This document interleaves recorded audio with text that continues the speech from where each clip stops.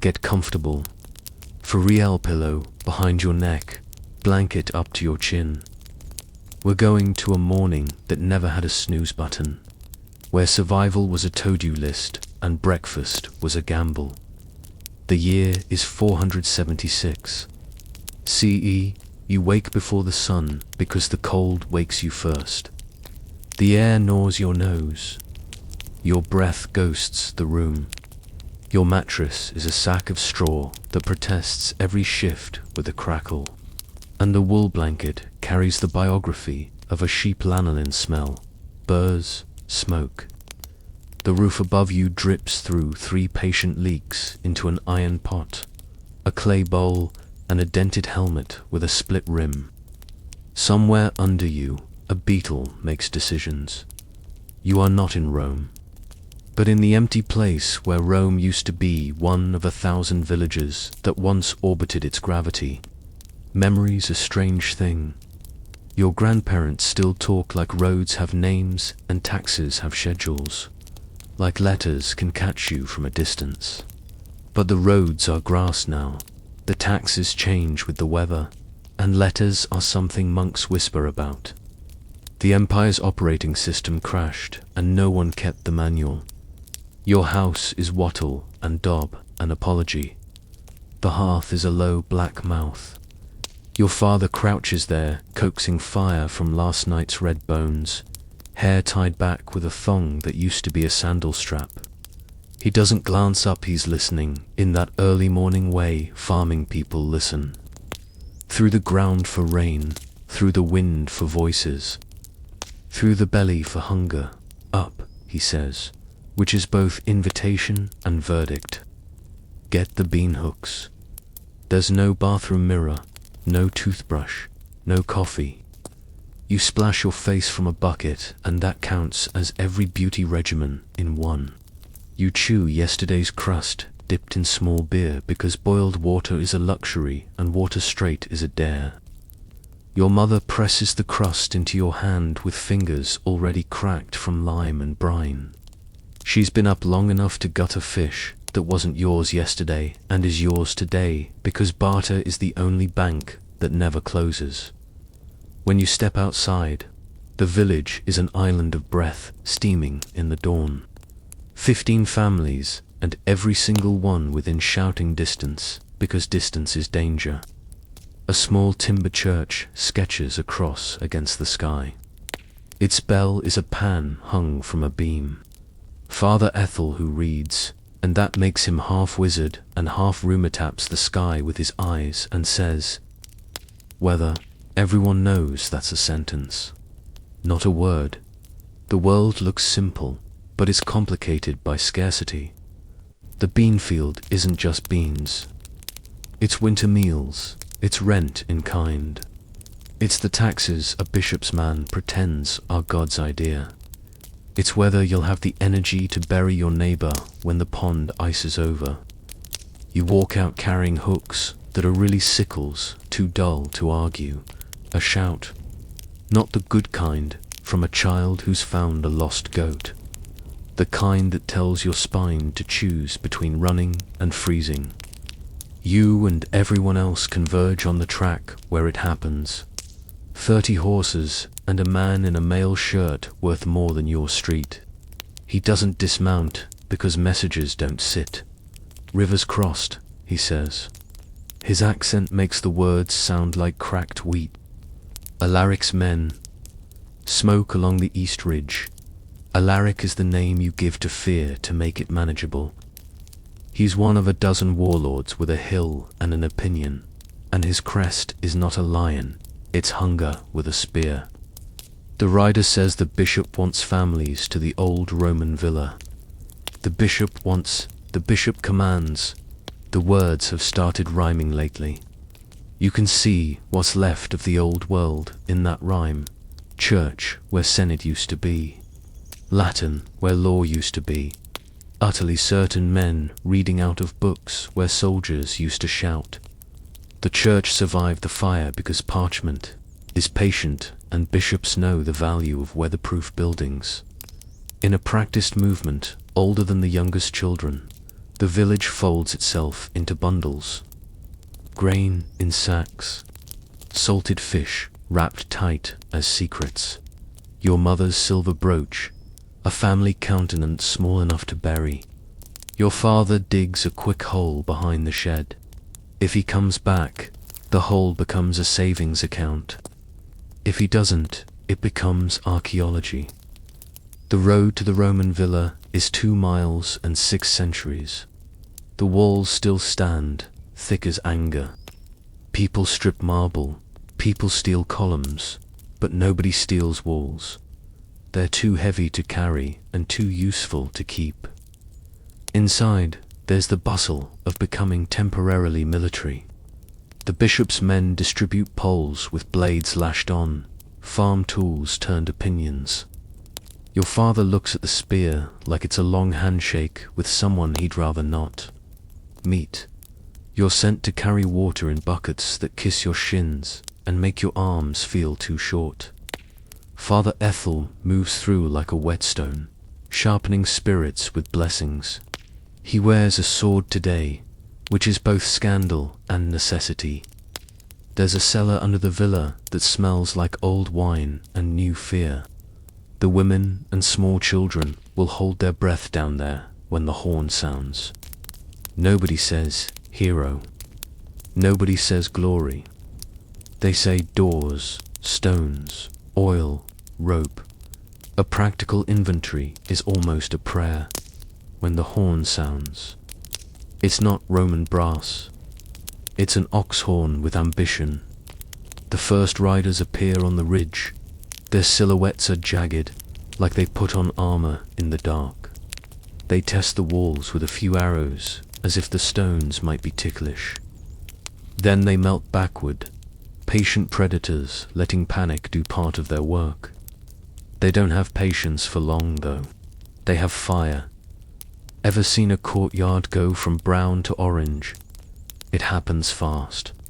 The bishop's men put wet blankets over the gates. Father Ethel gets organized in Latin and shouted Old Frankish. Your father is on the wall now, taller than you've ever seen him, someone who makes straight lines where fear wants curves. A boy near you vomits quietly into his hands and keeps passing stones. You decide you're a person who passes stones. You pass stones until your fingers feel like they've been turned into knots, and then you keep passing them because stopping is admitting air back into your lungs.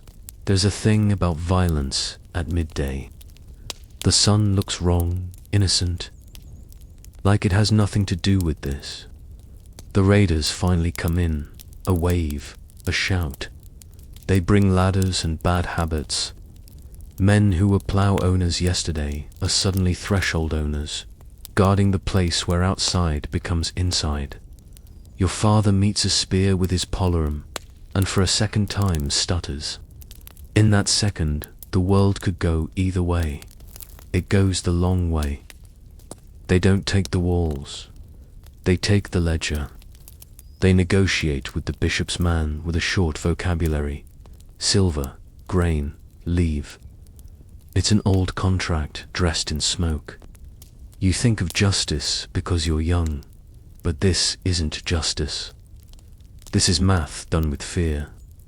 They go, eventually. 6 of your defenders don't. The cost is tally marks on a beam near the gate, and a new quiet in certain corners of the room. The walk home is weirdly normal. You pass your own garden as if it's a stranger's window. The bean plants look offended. Your house didn't burn. Your father buries the dead and digs up the brooch and the pot like a magician producing consolation. The night gathers without a sunset. The smoke stole the colors. King Clovis, your father says by the fire, like it's the first line of a bedtime story. Says he's Christian now. Says the Franks are won. Does that help? Your mother asks, not looking up, because looking up feels like a luxury. He turns the brooch in his hand, thumb rubbing circles. Maybe a man who can command that many swords can count higher than one valley. Maybe the raiders find harder work. You fall asleep to the sound of your parents bargaining with hope. In the morning, you pick beans. It feels wrong to be alive and farming. It also feels necessary, like apologizing to the earth for making it watch your fear. A week later, the bishop's men return, but they aren't soldiers now. They're arithmetic. 1/3, says the thin one, with the quill and the compassion of a ledger, to replace what was spent to defend you. We already lost half, your father says, which is accurate and irrelevant. The church will keep you alive in February, the man says. God's mercy comes with sacks of grain and receipts. He grants temporary hunting rights for rabbits, like he's letting you borrow clouds. You nod, because this is how you survive, not with triumphs, but with tolerable injustices. Here's the quiet revolution the histories sometimes skip. Your family adjusts. The village builds a watch platform, more eyes on the road. A stone from the villa wall, carried back one by one, becomes a small perimeter. Father Ethel makes a list of who can run fast and who can bandage. Edithor's neighbor, who knows 9 plants that fall fever, becomes important enough that people will fight to defend her hut first. The blacksmith starts teaching a boy to make nails, because nails are what keep walls from becoming kindling. A royal messenger comes one evening trailing dust and rumor. He says the king needs men for a southern war. Silver land, remission of some taxes, all tagged to the word service. The village argues the way families argue, love in the shouting, fear in the silence. Your father chooses, not because he wants a banner, but because a line on parchment might be the difference between paying 1/3 forever and paying 1/10 once to someone who can promise a little geography of peace. He leaves with 7 others at dawn. He smells like smoke and hope mixed, and you memorize the shape of his back because the future sometimes takes things you didn't think it could reach. You learn waiting. It's a medieval subject as important as ploughing. You learn that hunger can be managed with small bowls. That news comes tied to the ankles of strangers who never saw the event they're reporting. You learn that fear has a schedule. It peaks in the evening and again right before dawn. Winter hits like a law. The pond rims with glass. You learn the sound of breaking ice from the inside of a bucket. Your mother trades the brooch for grain, and neither of you say anything about grandmothers. In February, the bishop keeps his word. The sacks are smaller than your hunger and bigger than your fear. And that's a victory. When spring breaks, your father does 2 interview. Thinner and carrying silver that doesn't ring right because it's heavy with consequence. He has a parchment with a seal and an ache in his leg that's a long-term weather report. Land, he says, almost not believing his own mouth. Hours under the king. A strip by the old road. You stand on that strip and it feels like more than dirt. It feels like a permission you could build houses out of. The next weeks are a festival of useful work. Ditch lines like sentences, stones pulled out of soil like teeth. A fence that says we're still here better than any prayer. You haven't met a knight. You don't know Latin beyond the few phrases that mean listen and forgive. You haven't seen a city since. Rome emptied itself down to a rumor. But this is the beginning of something the textbooks will call medieval. And you, with dirt under your nails and new holes in your heart. A part of the reason the chapter turns tonight. You sleep under a roof that still leaks. But you know where to put the pots ahead of the drops. Your blanket scratches less because your mother learned one more trick with piss and ash to make the wool soften. Yes, urine doctors taste it, dyers use it. The Middle Ages are nothing if not practical. Your eyes close, absolute, no candle wasted, and the last thought you have is a small one that feels enormous. Tomorrow we plant. The future arrives in furrows. Asterisk, you want a headline? Here it is. Rome's highways turn to hedgerows, and Europe answers with promises. The old empire governed with law and coin. The new world governs with oaths you can't fold and put in a purse. Your life becomes a web. You to your lord to his count. The count to a king who is sometimes a man and sometimes a rumor with a banner. Everybody owes somebody, and the interest is paid in wheat. You move to the strip of land the king granted, 20 acres that feel like a small planet. The old Roman road skims one edge like a scar healing straight. Merchants use it rarely, bishops more often, soldiers too often. Your father cradles the parchment in oilcloth, as if rain could erase the promise which, to be fair, it could, if politics shifted and a count needed the land for a nephew who smiles wrong. First, you build, not walls that will come with fear, but a house with thicker posts. A proper ridge beam, a door that's not ashamed of itself. The neighbors help because they were you last season and will be you next season, depending on hail and health. The tools are better now. A new iron spade your father bought with 2 of those silver coins that felt like frost on your palm. The bishop's revisits, accompanied by a clerk who weighs words like coins. He explains your obligations the way a mill explains grinding. The 10th goes to God through the bishop. A set number of days' work go to the Lord's domain. When horn and fire come, you drop your plough and pick up the spear. You nod. It's not fair, but it is understandable, and in the early medieval world, understandable is a kind of justice. Your strip is long and narrow, a practical geometry for sharing frontage on water and roads. You plant beans and barley in rhythms your father carries in his bones. Scratch, drop, cover, scratch, drop, cover. The ground yields like a tired friend, reliably, but only if you show up every day. News arrives in sandals. A monk traveling north with a pack that looks heavier than his frame says, King Clovis took a crown and a baptism and a big piece of land the Romans used to call by Latin names you can't pronounce. He says law is being written down, which sounds like a miracle until you learn the law still depends on who you are. An animal stands trial in a nearby town because a child died and people need a shape to blame. A pig is led to a gallows wearing a tiny cloak, and it's both cruel and understandable. The Middle Ages spend faith like currency and fear like water. Your mother begins to do small medicine. She's learned from Edith, whose knowledge smells of willow and onion and superstition that sometimes works. You see her taste a neighbor's urine to guess at heat and humors.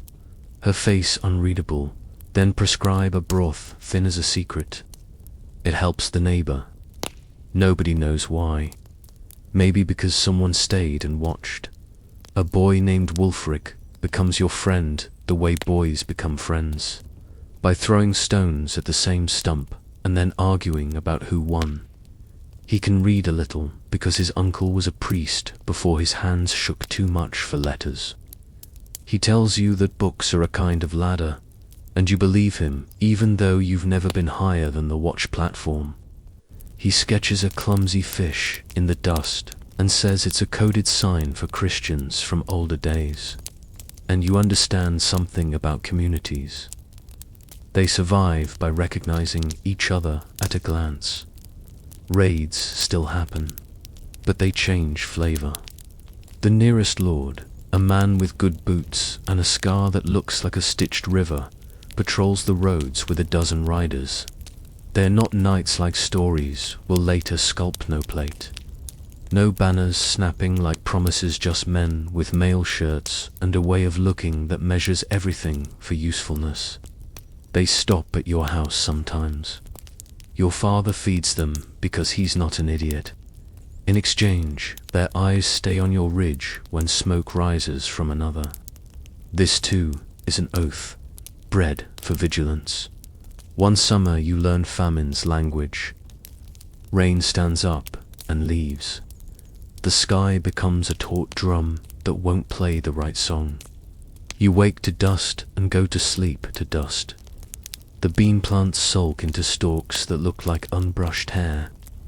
A traveling holy man appears, more bone than story, and tells the village God is withholding rain because of sin. He points at the weaver's daughter like sin conveniently lives in other people's bodies. Father Ethel steps between the holy man and the girl with a quiet Latin that means not today. The holy man leaves behind a rumor and a fear and keeps walking east. He'll be a fossil of his own certainty by winter. The drought breaks late. You lose a third of the crop, but not the idea of next year. The first harvest on the king's land is modest and magnificent simply because it's yours. Your mother saves a few grains apart, seed for a future you haven't met. A merchant with socks finer than his manners buys barley for half what it's worth, and you hate him and also admire that he's figured out how to turn distance into money. He's from a town you've never seen, and he says their market square is bigger than your field. You try to imagine it and fail. Now you're old enough to carry a spear. You learn the choreography of panic. When the horn sounds, every body becomes a tool. The old Roman villa is still the town's backbone. But now there's a fresh wooden fort on a hill, because wood grows faster than stone. You practice once a month awkward lines, clumsy shoves. The bishop's man shouting words that sound like orders and blessings at the same time. You aren't a soldier. Not really. But you also aren't a body waiting to be counted. Here's a truth the poems don't always tell. Glory is rare. Maintenance is constant. You spend more days mending fences than facing foes. You learn how to sharpen a scythe with a whetstone and a steady wrist. It's an intimacy with metal that feels like prayer. You learn that a door that fits well into its frame is the difference between a draft and a sickness. You learn how to read the color of the barley heads to decide a harvest day. You learn that your mother's laugh is worth more than a coin and could buy a bitter. Day off, it's price. Two boys drown in the mill pond because the boards on the footbridge rotted under the quiet. The village builds a new bridge in a day of tears and wood shavings. And Father Ethel blesses it with salt and a psalm that sounds like apology. Wulfric carves a fish into one beam and you don't stop him. The bishop's circuit brings a surprisant order written by someone who has never bent over a field.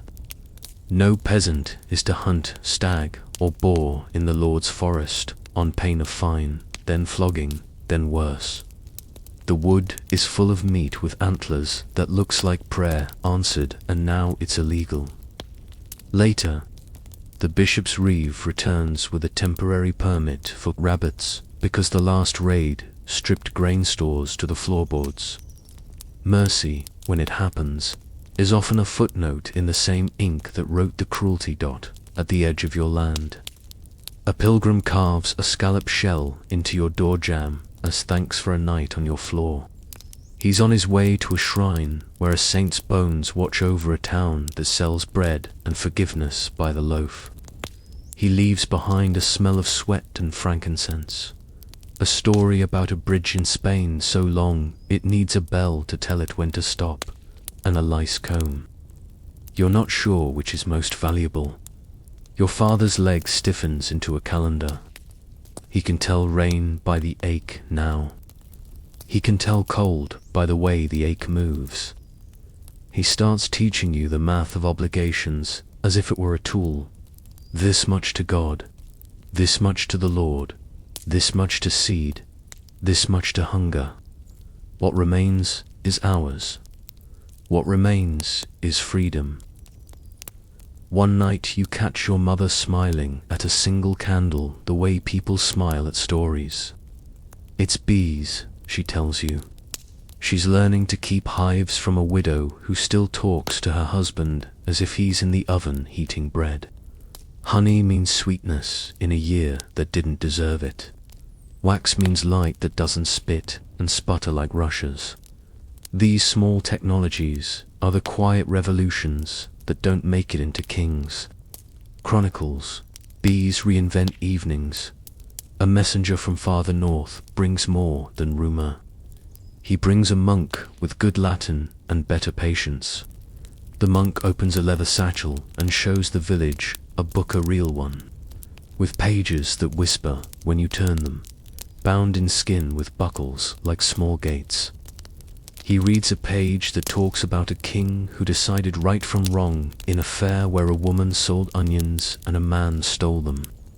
The village listens as if the words create a roof. For a moment you feel the old empire's ghost, rules big enough for a map. Then life shrugs and keeps going. The plow breaks mid. Your father curses in a whisper because words matter and children are listening. The blacksmith shrugs in a way that means bring me iron and patience.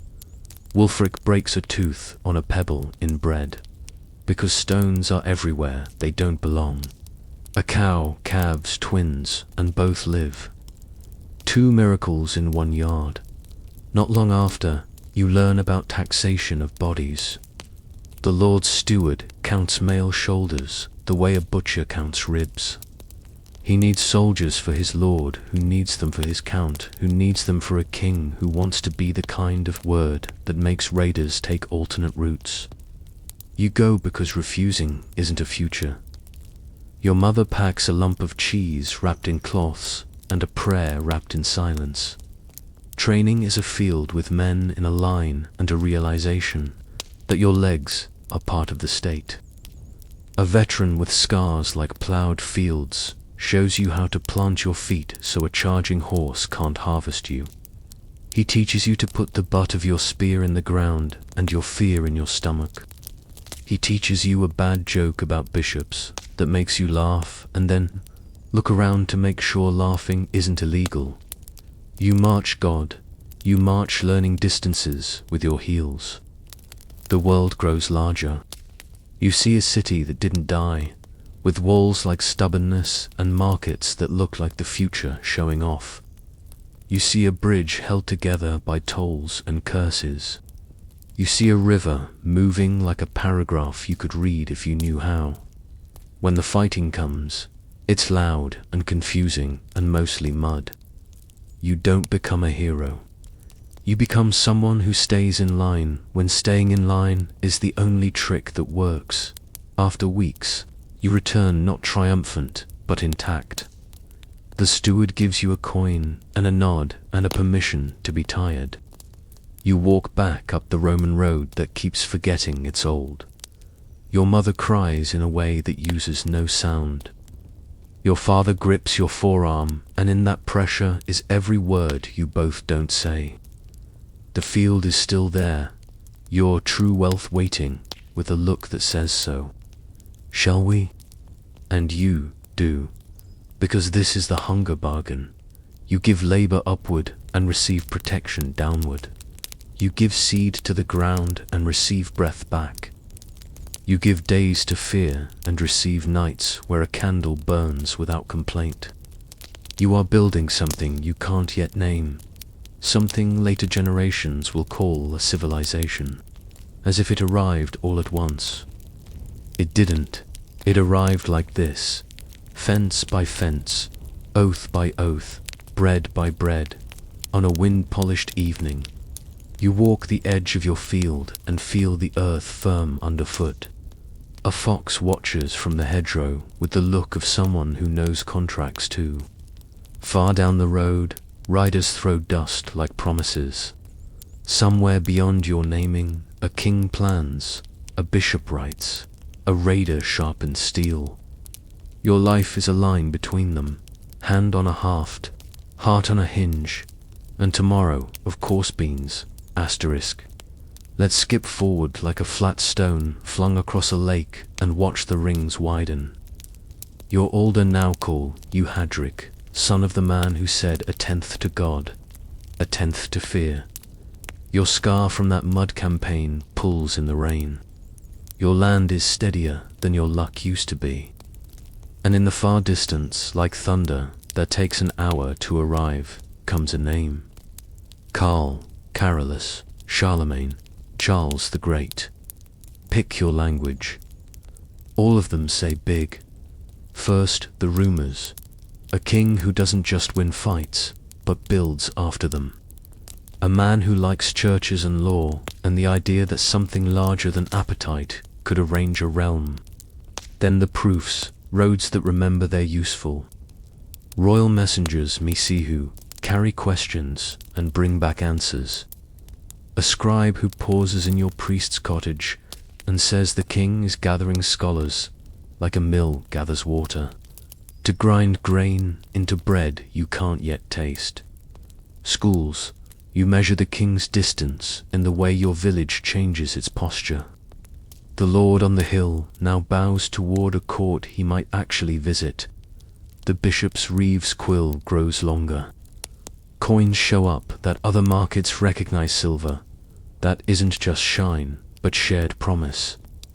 Your son, stands straighter when Father Ethel says boys might learn letters, not just for Latin hymns, but for counting wool and writing contracts. Imagine that, your child talking to the future with ink. If the early Middle Ages were a struggle to keep candles lit in wind, this moment is the hand cupped around the flame. The Carolingians don't end danger, they organize it.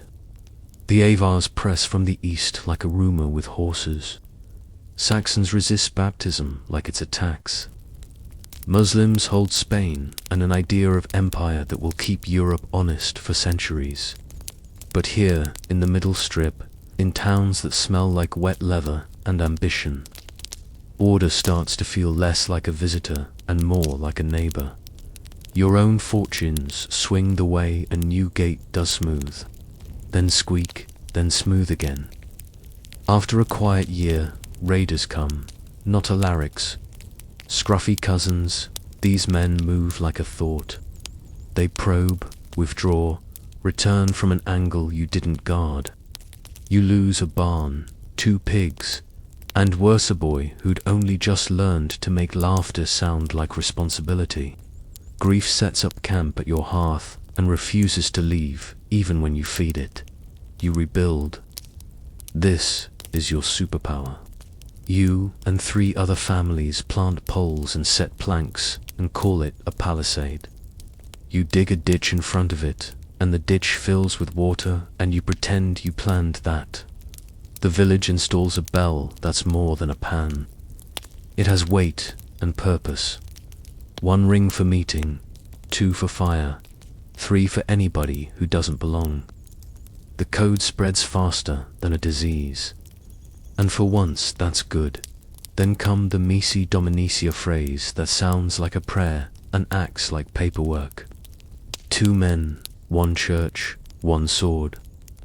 They sit in the church stone now, because you finally believed the roof would be worth the labor and listened to complaints like judges and uncles.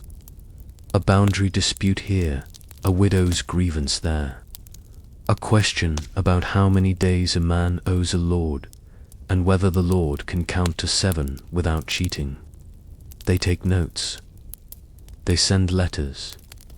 Suddenly, the law feels like it knows your name. Father Ethel gets a new book. Not the Gospels, he has those. Guarded like treasure, but a grammar and a psalter and a strange, beautiful alphabet where everything tilts the same way. He calls it Caroline minuscule, and you pretend to understand. He says it makes writing clear and copying faster, and he strokes the pages like a farmer strokes a good foal. You realize that standard handwriting is like standardized weights, a trust machine. The king is teaching strangers to read each other's words without fighting over whether that's an A or a bad O. Asterisk, not all the news is good. On the far side of East Steppe riders, test borders, like wolves test fences. Word pours in thick and red from Bavaria and Pannonia. Names that taste foreign and mean men in trouble. Your cousin Mary's, a woman who can ride like thunder and shoot like weather. She laughs at the way you hold a bow, and then fixes your grip with a tenderness that feels like language. She says her people have seen empires crack and also mend, and the trick is to know which sound you're hearing. Charlemagne's court becomes a magnet.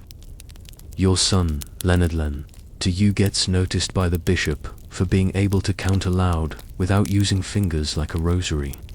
One winter, the bishop takes him south for a season.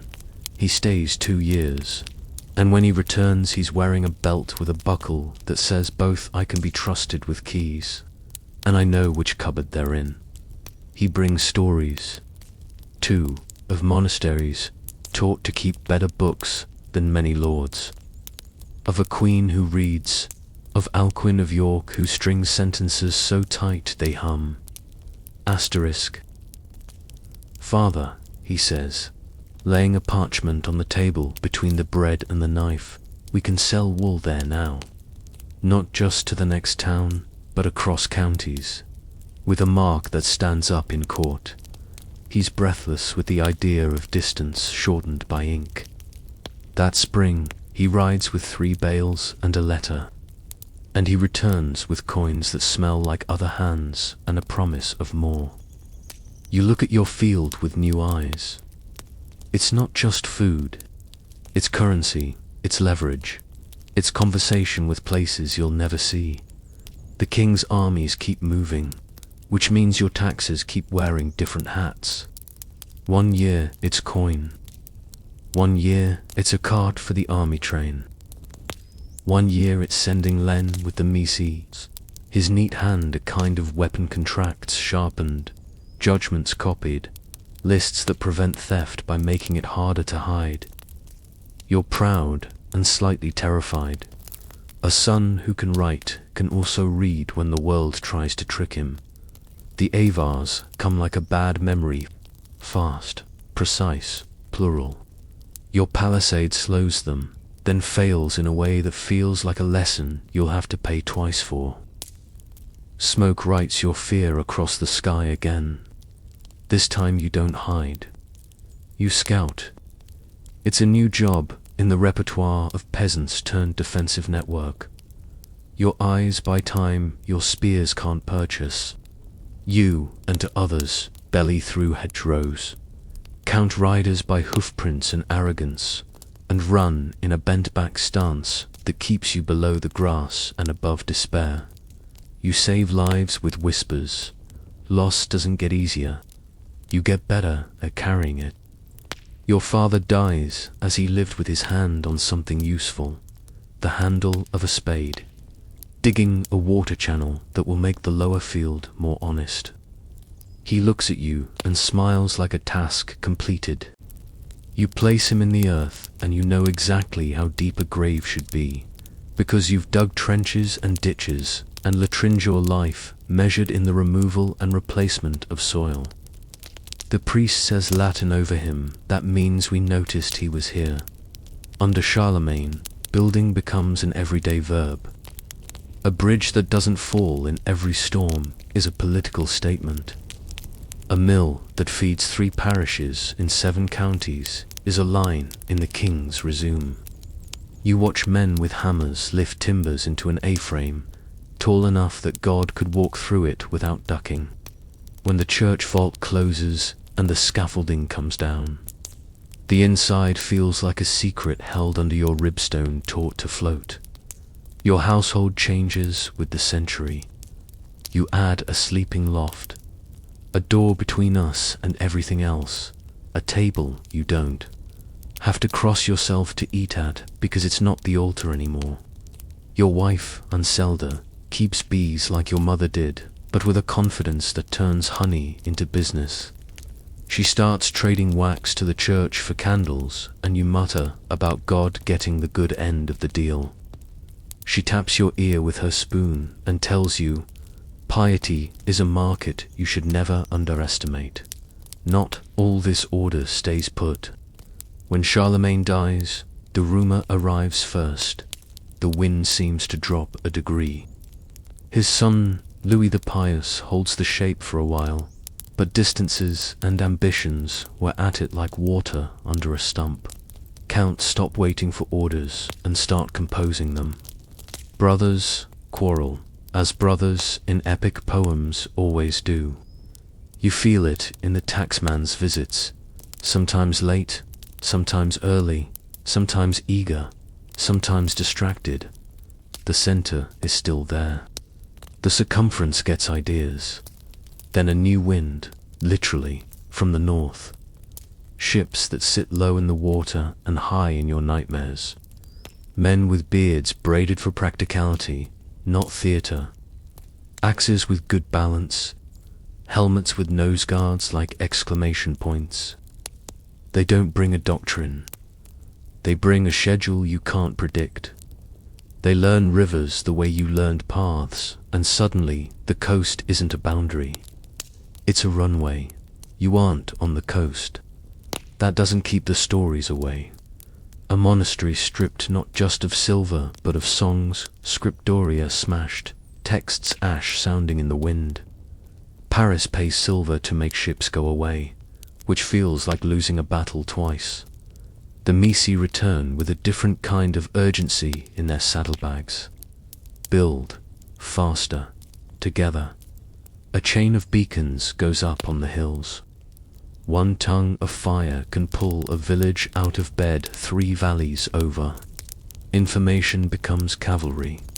Your son, Len, now a man who can afford to be particular about bread, visits more rarely because he lives in a world where parchment outlives men. He writes you letters that Father Ethel reads aloud, the sound of your boy wearing grammar like a new cloak. He tells you the king's court looks tired and the lords look hungry. He says the Vikings are not just thieves. Some bring children and plows. They want land the way we all do, as if it could forgive us. In your 70s a number that feels like a rumor you sit by your door and watch your granddaughter chase a chicken with seriousness. The settlement is bigger than your father would have dared to imagine. 20 households. A bell that speaks 3 languages, warning.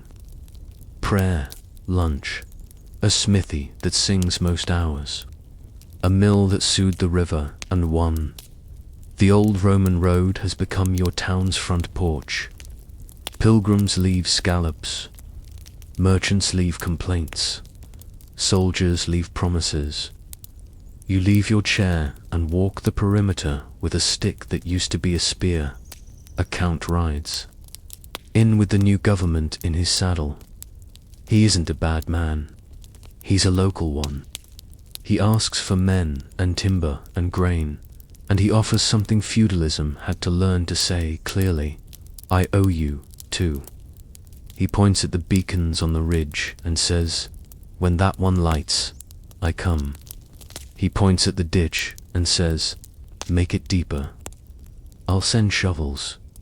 He points at your granddaughter and says, we'll try to make her grown years less about running, and that under the long shadow of a king who built more than he broke his, where the middle of the Middle Ages sits, between a hammer and a book. The anvil is your land. The gospel is a grammar that makes strangers legible. The hammer is the hazard that keeps you humble. You end most nights the way you began most mornings counting. Not coins blessings you can chew, bread not stolen by fire, a door that shuts, a child who slept without coughing, a field that says it will be there for you tomorrow if you keep being there for it today. You tuck in. The bees dream their hexagon dreams. The moon tries on your palisade for size. Somewhere north, a longship angles its sail like a knife. Somewhere south, a monk copies Augustine in a hand so legible that a boy a century from now will feel spoken to. And you, this night, get the thing even kings spend fortunes trying to buy. Rest with purpose. Asterisk, pull that blanket up again. You'll want it. The wind we're sailing into is knife cold, salted, and opinionated. It smells like seaweed and iron and change. Our world, your world. Hadrick's world has learned to live by oaths and hedgerow. But now the ocean itself has opinions. And they arrive with dragon heads carved to bite the horizon. Before you ever see them, you hear the stories. Stories come faster than armies and cheaper than taxes. A fisherman from the estuary 2 days west limps in with a tail stitched together out of shock. Longboats gliding like herons. Oars biting in perfect unison. Men whose hair and beards look braided by the same patient hand. He says they moved like a thought, and the thought was take. He says their shields were painted round suns, and their axes made decisions about doors. You pass him a cup, and he drinks like someone certain water will be stolen next. At first it's coastal. Monasteries with too much silver and too few soldiers. A quiet place where a bell calls men to prayer becomes a loud place where a horn calls men to run. Women who till herb gardens like psalms now hold children in the night and hum just to keep sound in the room. Scribes bury gospels under floorboards, and pray raiders prefer gold to words. Some do, some don't. But the sea has a habit of learning rivers, and these men Northmen, Danes, Norse, Vikings, if you want the verb more than the noun can, smell a current through fog. Their ships are less boats than extensions of a clever idea. Shallow draft, wide belly, a keel that doesn't argue with sandbars, a mast you can drop if a low bridge threatens dignity. They ride the tide into the mouths of Europe's arteries, and suddenly the coast is just the lobby. The living room is fair game. You are inland enough to keep telling yourself that the horizon is somebody else's problem. And then a bishop's envoy rides through at a tilt. The kind of speed usually reserved for fire. He calls a meeting in front of the church because it's the only building that can stand more than 3 men talking at once. He points at a rough map drawn on wax tablets, a river, a bend, a town whose name you've heard but never visited. Smoke sketched in thumb smears. Signal hills, he says. Here, here, and here. His finger dots a chain along the ridges like he's stringing beads. Beacons. If you see one alight, you light yours. Then you gather at the villa or the fort, whichever you can reach first. If you have no fort, you build one. Today, he looks at the Lord, the reeve, the priest, and you in turn. No one waits to be told in writing. The beacons go up in a week that wanders between fog and urgency. You and Wulfric Hall timbers to the ridge. The smell of sap is a sermon about work. A boy named Ensel falls and swears a new constellation into being, then laughs too loudly because he's embarrassed and 12 and alive. You stack, brush, and pitch in a lattice that will make flame think quickly. Father Ethel blesses the pile with a splash of salt and a psalm that rhymes with please. Asterisk. Back home, the palisade grows sharper. A ditch deepens around your cluster of homes until it's not embarrassed to call itself a moat. Caltrop's little iron stars from the blacksmith's imagination wait in sacks to be scattered where hooves might hurry. The watch platform gains a bell big enough to call to valleys. The bell's rope dangles like an invitation to urgency. At night, you practice the path from bed to wall with your eyes half closed. There's a choreography to survival. You rehearse it until your feet could dance it in dreams. Then you meet the future in person. It's market day. That means noise and the good kind of chaos. Goats with opinions, onions with ambition, wool that wants to be valuable. Your daughter, Hannah, thumbs a strip of dyed cloth and calculates whether color is worth coin with a seriousness she learned from watching your wife make bread. Stretch without accusing anyone.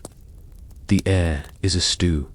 Poached onions, leather, smoke, and the quick lift of an ocarina. A boy learnt to play well, enough that nobody throws a shoe at him. You hear them before you see them. Not shouting, rhythm, oars hailed by a drum. Though you don't see a drum, just the regular miracle of bodies agreeing to do a hard thing at the same time. The river, a sleepy neighbor most days, develops a spine. The first boat noses the bend, dragon head raised like punctuation. Then another, and another. The market makes a sound that has no word, a gasp pulled too long.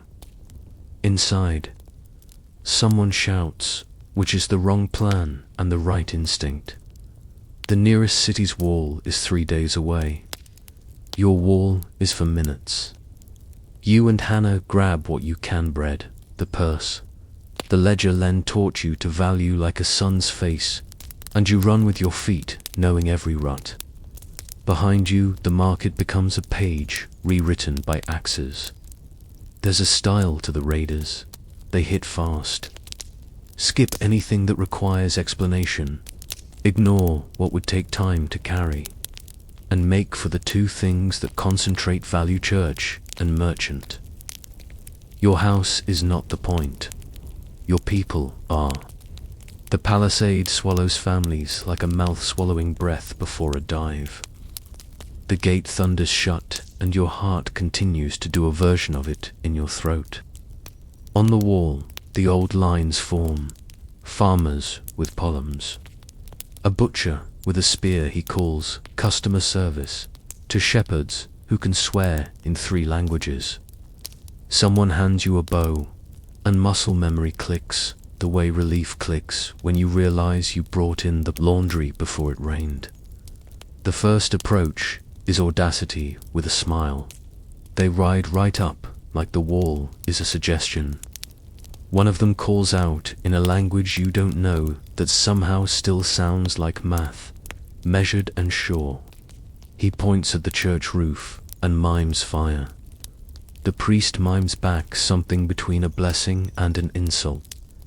The Viking laughs, pleased to be understood, even imperfectly, and gestures to his men. They fan out, looking for a soft place to press. You notice it first, a low spot where the palisade meets the ditch at a curve, the earth undercut by last week's rain. You shout. Wulfric hears, shoves a beam, and suddenly 5 bodies become a single refusal.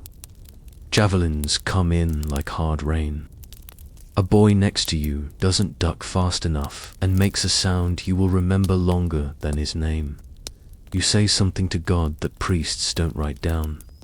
You draw, you aim, you let go, your fingers skin stinging with the string's decision.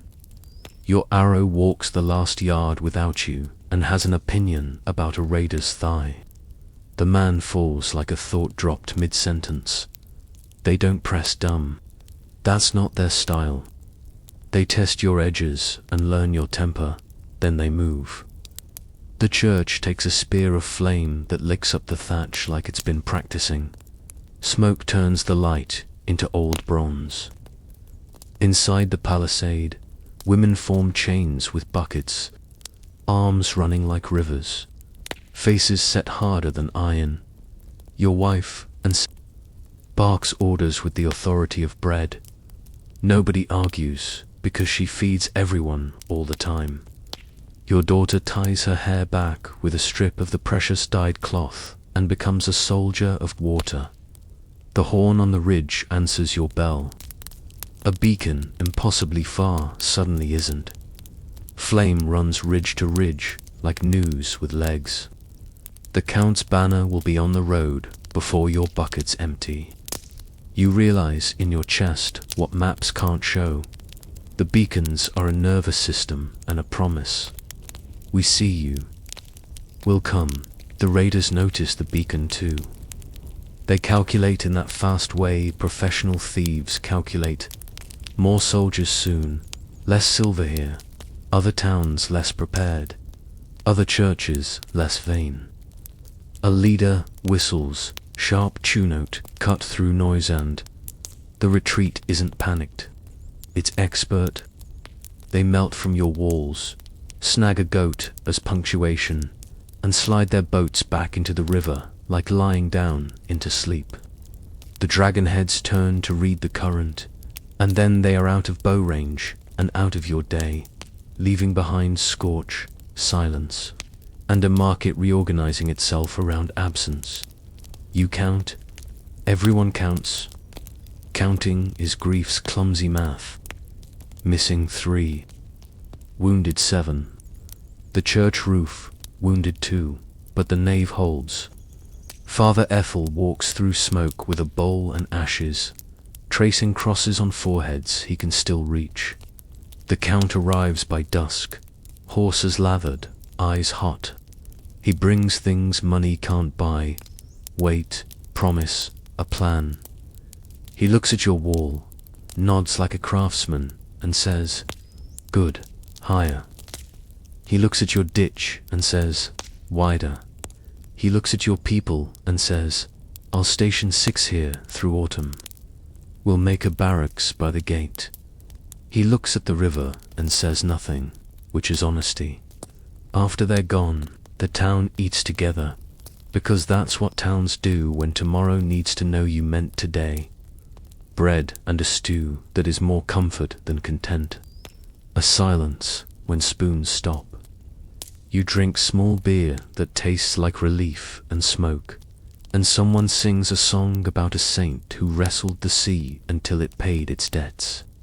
You don't believe the song, but you believe the singing. Weeks stretch into a new normal. Normal is just what you can repeat without breaking. After all, the market relocates a little farther from the water, the way a dog moves away from a kicked boot. The blacksmith learns to make more anchors and fewer hinges, because boats are moving coin now, and coin bends policy. 3 strangers appear with wool and weird accents and a willingness to swear loyalty if you'll swear back. They're Vikings too, but the noun has put down the verb. They call themselves traders. They build a hut by the road, pay in weighed silver, and quote prices like priests quote psalms confident and memorized. They bring more than goods. They bring ideas. How to cork a boat so a river can't invent leaks. How to split timbers clean from a single wedge. How to use a ring on a spear shaft so a hand can slide and grip again. They bring stories, too, about winters so hard the trees crack like whips and summers that never go dark. They don't bring shame for what their cousins did. Shame is not a currency they traffic in. But they bring marriages eventually, and with marriages come grandchildren who know both words for bread. Your son Len writes from the Count's hall where he signs agreements that smell like wax and horse. He tells you the king is busy being a father and a failure at keeping sons from acting like small kings. He tells you the crown is pressing towns for money to build a navy, a word that makes inland people blink. Water as battlefield, boats as castles. He tells you the Misi now travel with guards because authority is a scent and wolves have noses. He tells you standardized weights are being enforced so a pound is a pound. Anywhere the king says his name, and suddenly a bale in your barn can talk to a scale in a city without needing a translator. Winter brings a strange peace. Vikings are not fond of freezing in boats. They settle on coastal peninsulas like cats on warm stones. Earthworks grow like antlers around their camps. Markets sprout at the edges because people can sell fear back to its owners as food, cloth, ale. You travel once with Wulfric to a winter fair run by men who raided you in summer. You don't shake hands, you aren't that modern yet, but you do trade. You sell honey. You buy an axe that makes your old axe feel like a spoon. A tall woman with a laugh like a dropped bucket sells you amber. And for a moment, the world feels like a room where enemies can rent tables. Not every story bends toward coexistence. One spring, the beacons bloom like a wicked meadow. A fleet bigger than rumor takes the river like a trophy. The count meets them where water and land argue, and the argument costs bodies. Smoke turns the noon sun into a dirty coin you wouldn't accept from a stranger. Your palisade holds because you widened the ditch and because fear has taught you to think with your hands. After 3 days, the river spits out empty boats and men who swim like stones. After 5, the Count's men limp through your gate, carrying names and apologies in equal measure. Asterisk. A boy from the barracks dies in your house. He's 18 and all elbows. He bleeds into linen, you begrudge only the universe. You write his name Luca on a scrap of parchment Len left you and tuck it into Father Ethel's book because the boy deserves to outlast a season. Father Ethel says God knows every sparrow. You say, then he'll recognize this boy by how he tried not to cry. Rebuilding used to be epic. Now it's Tuesday. The carpenter sets a new beam like a baker sets bread. The smith remakes a hinge while his apprentice stares at the world like he's trying to forge it, too. Children play Vikings and villagers, and the Vikings never win because games are where the powerless get to practice power. You watch Hannah scold, a boy who tries to set a pretend fire too near the real post. She has opinions about risk, and the future is safer for it. The edges blur. Some Northmen take baptism because politics prefers a shared calendar. A priest learns to say their names without turning them into Latin. A market day emerges where whale oil sits beside beeswax, where swords share a table with combs carved from bone. You learn 3 words of a language that tastes like frost. Ya, yes, nay, no, Fred, peace. You don't say friend yet, but your mouth is practicing. And all the while, Europe is doing silent math. The Vikings don't just take, they push.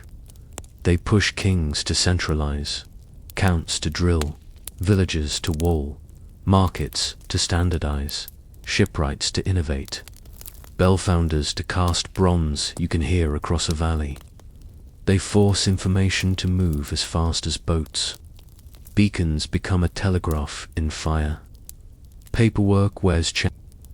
Oaths get teeth.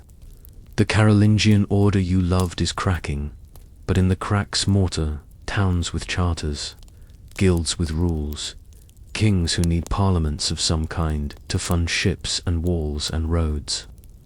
The Northmen redraw the map, and in between the new lines, something sturdier grows. One late autumn night, the beacon does not light. The river is quiet as a cat's breath. You sit with Anselda under a sky so clean it looks new, and you talk about stupid things, how honey changed once you moved the hives, how Wulfric's knee clicks, how Hannah wants a dowry that is half wool and half books. You realize that peace isn't the absence of enemies. It's the presence of enough neighbors who will come when you pull the rope.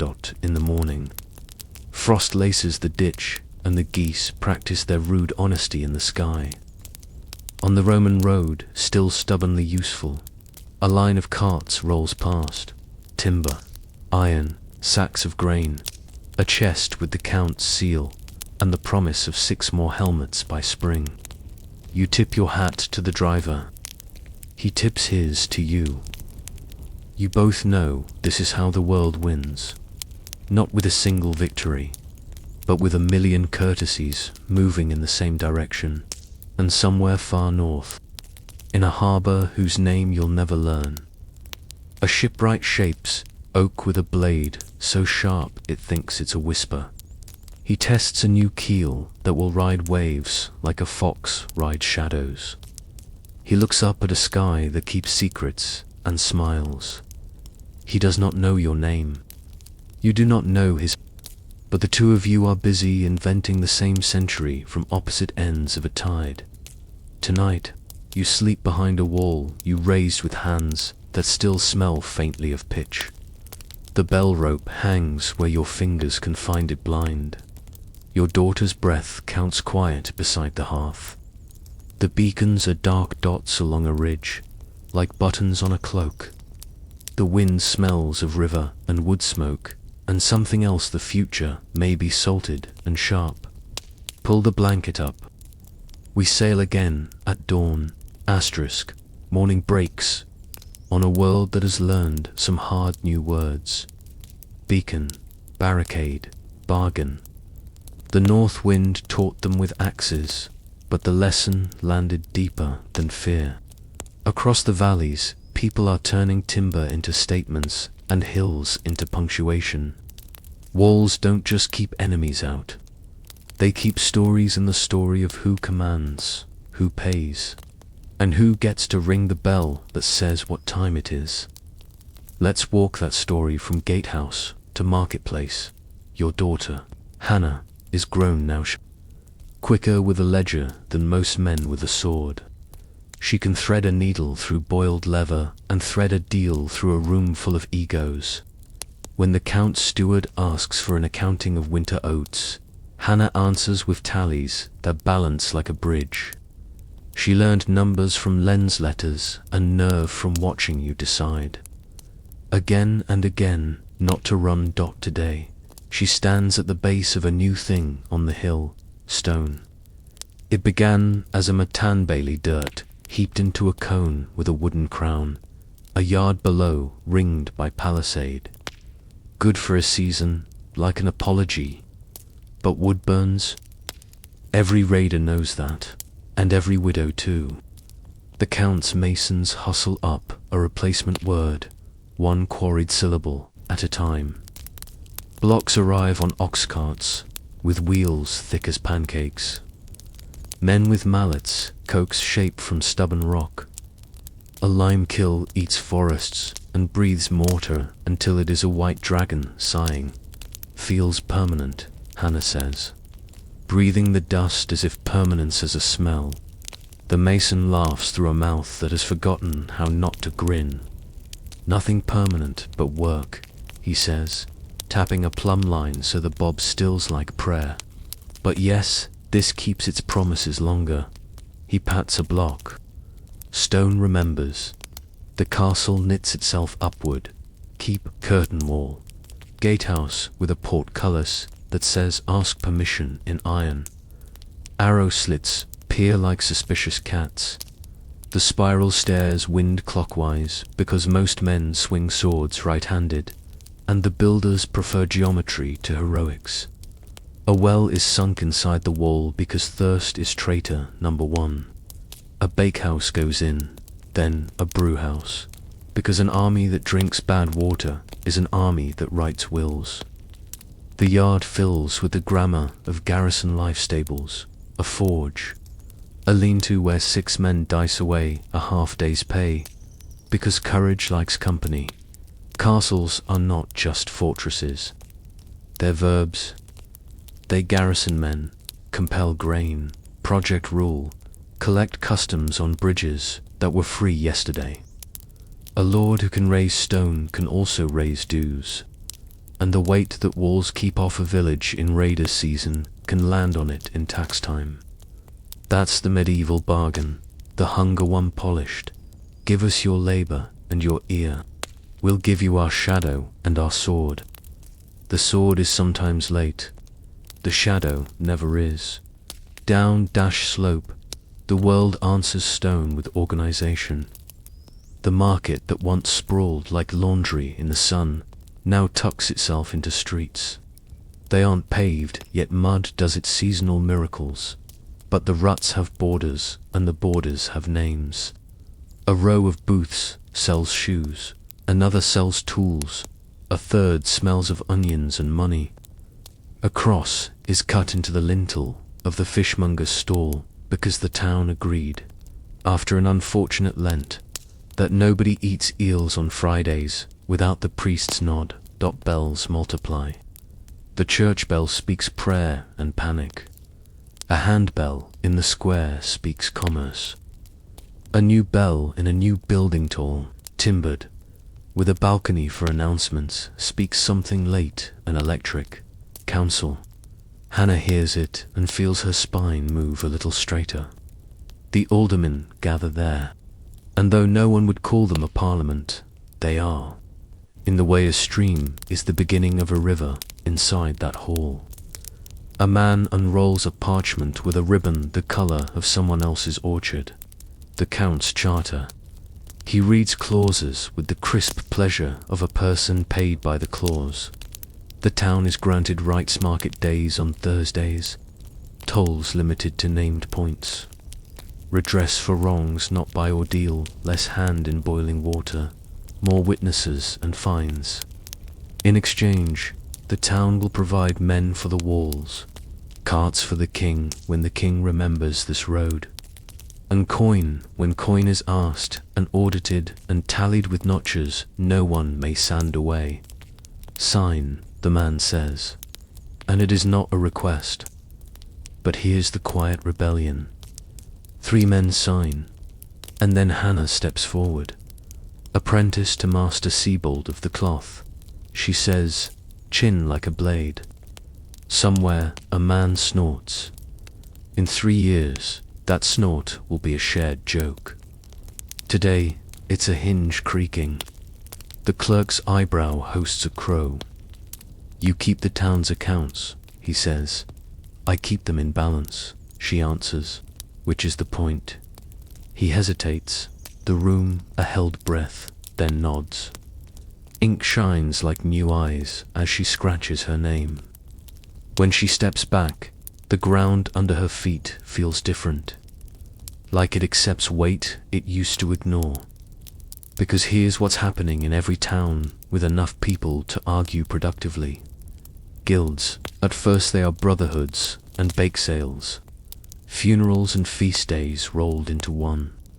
Then they grow teeth.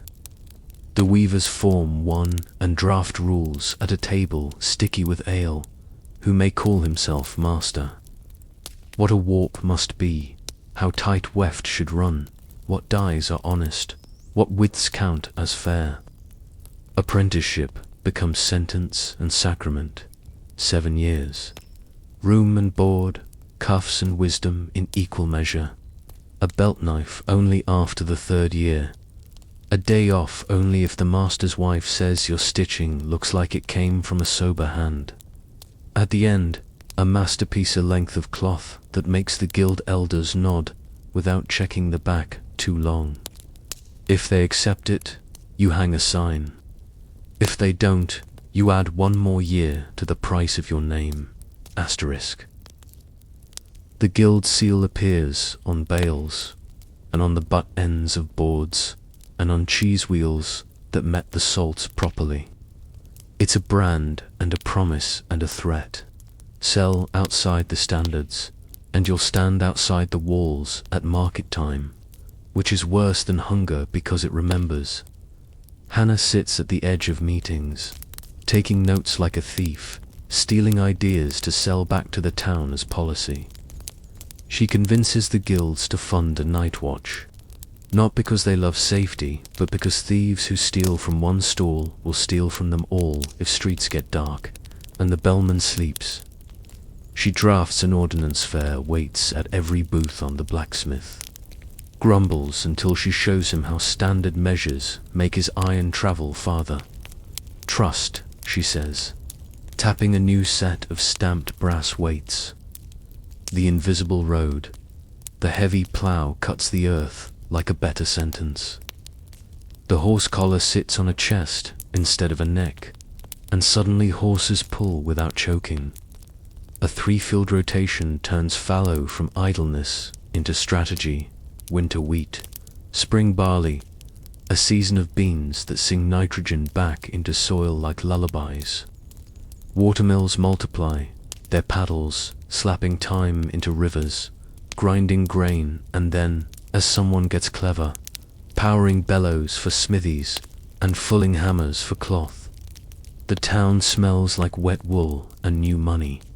Out of the west, down the Roman road that refuses to retire, a caravan arrives, stamped with aroma, champagne. The great Fairstruer, Provence. Lognia turning the middle of France into a marketplace, so loud even saints cover their ears. Silk from faraway lands lands on tables next to tin from Cornwall. Furs from the Baltic. Pepper that makes grown men cry and pay for the privilege. A Lombard banker sleek as a seal in winter water offers something both witchcraft and math, a bill of exchange.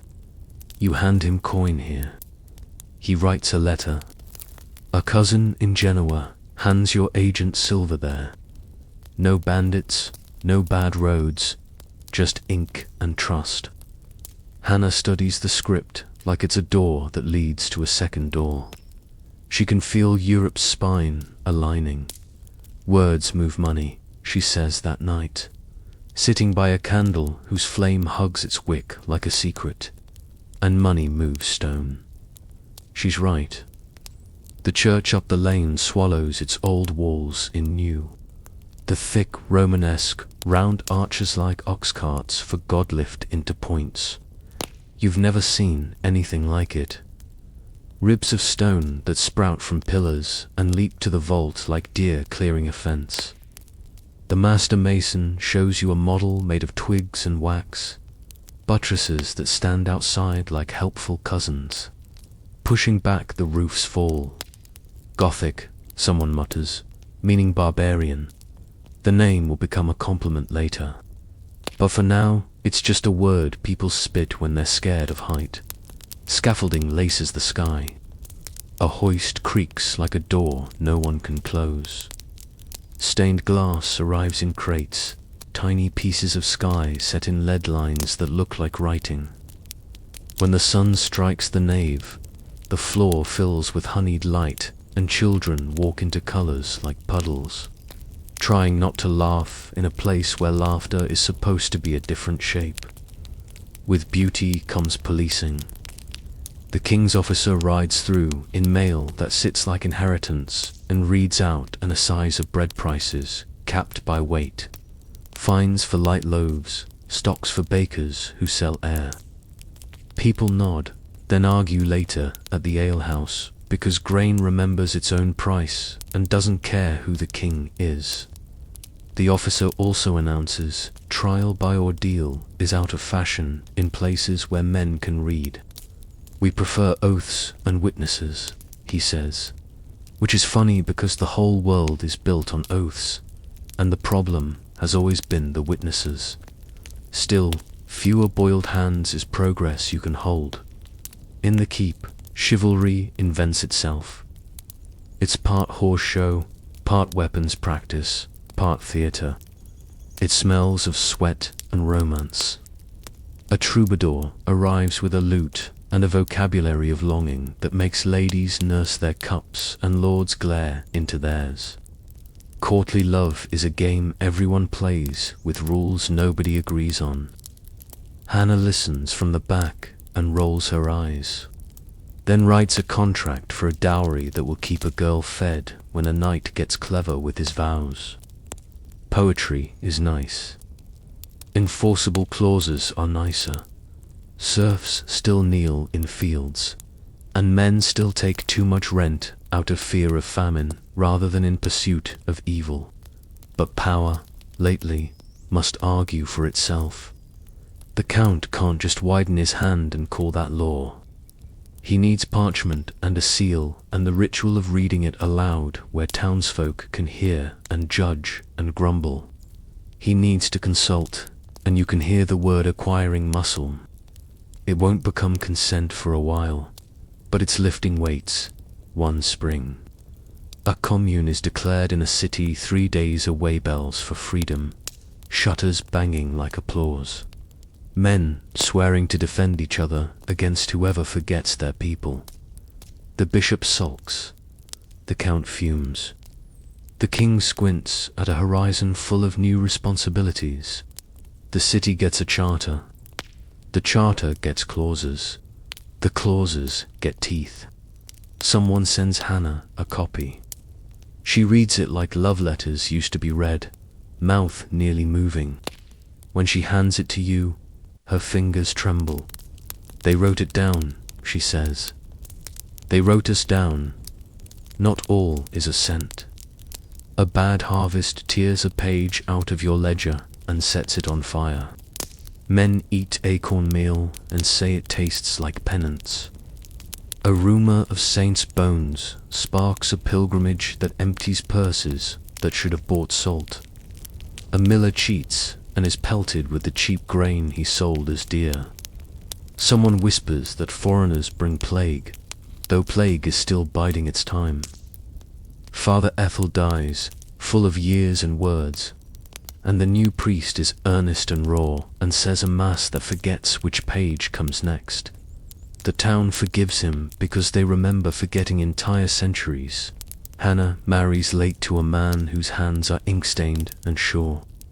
Master Sebald dies and wills his loom and his apprentices to them both, which is scandal and progress in equal measure.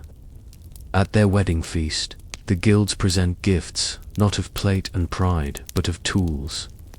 A set of graduated weights stamped with the town's arms. A ledger bound in good calf. A seal press with a die cut by the same goldsmith who makes chalices. Hannah lifts the press, feels its throat and its promise, and grins like a mason finding a vein of stone that splits clean dot at the year's end. The Count rides in with news that tastes like iron and distance. A pope has called for knights to go east, to Jerusalem, to bleed and be forgiven at the same time. The hall buzzes like a hive you didn't knock gently on. Men who fear God more than death look at their rusting mail with new eyes. Merchants look at maps with greedy ones. Hannah looks at the ledger and starts a list. Wool to sell, salt to stockpile. Loans to extend only to those with collateral more tangible than hope. Crosses on cloaks, the priest says. Eyes bright, voice young again. Remission of sins. Debts don't forget remission, Hannah mutters, then raises her hand in the council and suggests a levy to pay for walls, while the young and rash go find absolution. Half the room bristles. The other half breathes again. The levy passes by the width of a nod dot outside. The castle's shadow lengthens with evening. You stand with Hannah at the gatehouse and watch merchants roll in under the new portcullis iron teeth, honest promise. On one cart, a chest bound in iron bands. On another, barrels that smell like wine and compromise.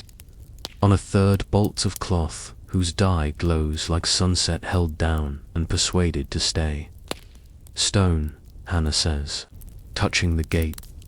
Oath, she adds, looking at the men raising 2 fingers to swear what their tongues can't yet carry alone. Grammar, she finishes, flipping the ledger closed with satisfaction. We're finally speaking the same language, which is. You ask, keep your word, she smiles, and write it down. You head home through streets that now know where to go.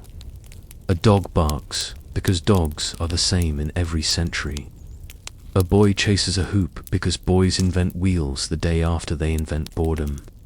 A girl skips a rope and sings a rhyme that includes a tax rate, a saint's day, and an insult to baker's culture, distilled. Above, the half-made cathedral catches moonlight on ribs that could hold up the sky. The scaffolding sleeps like a promise.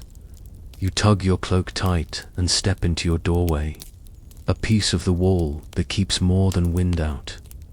On the table, bread that weighs what the seal says it should, cheese that tastes like a field doing arithmetic, a candle that burns steady because bees and women conspired.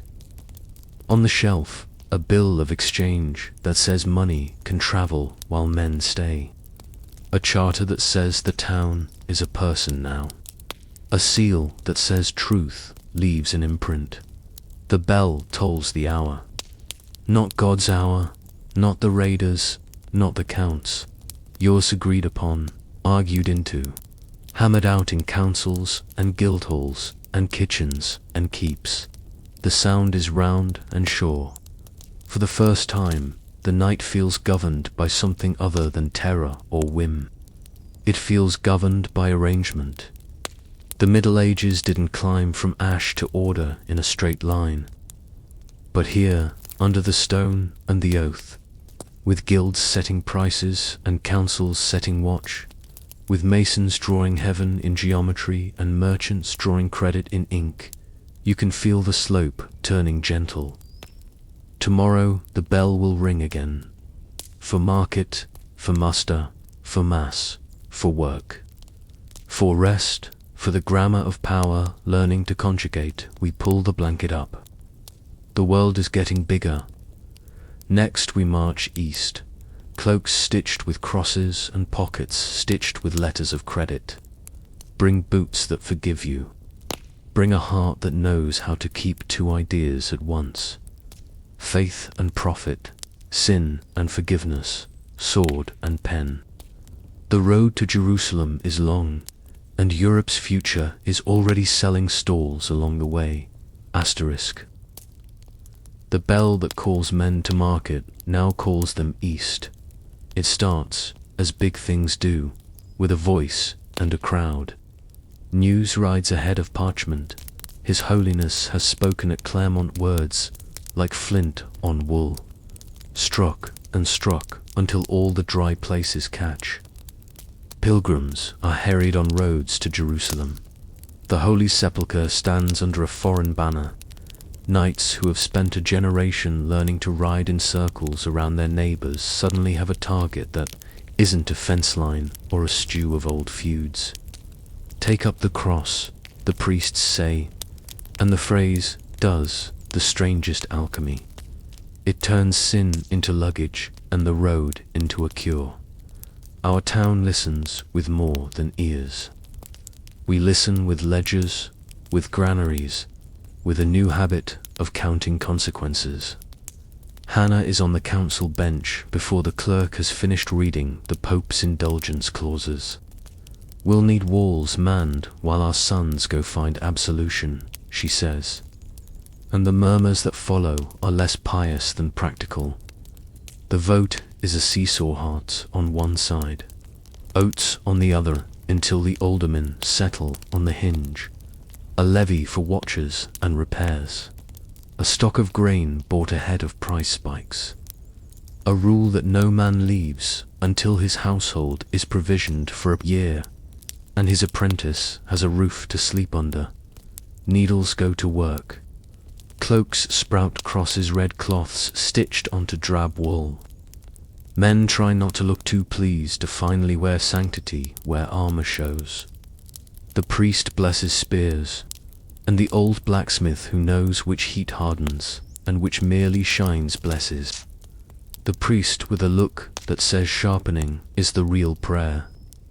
On market day, you can buy a relic, a splinter of something holy, wrapped in more story than wood, a waterskin, a second-hand hauberk, and opinions sold by the yard. A Lombard banker sets up under the arcade with a chest, a quill, and a cousin in every port.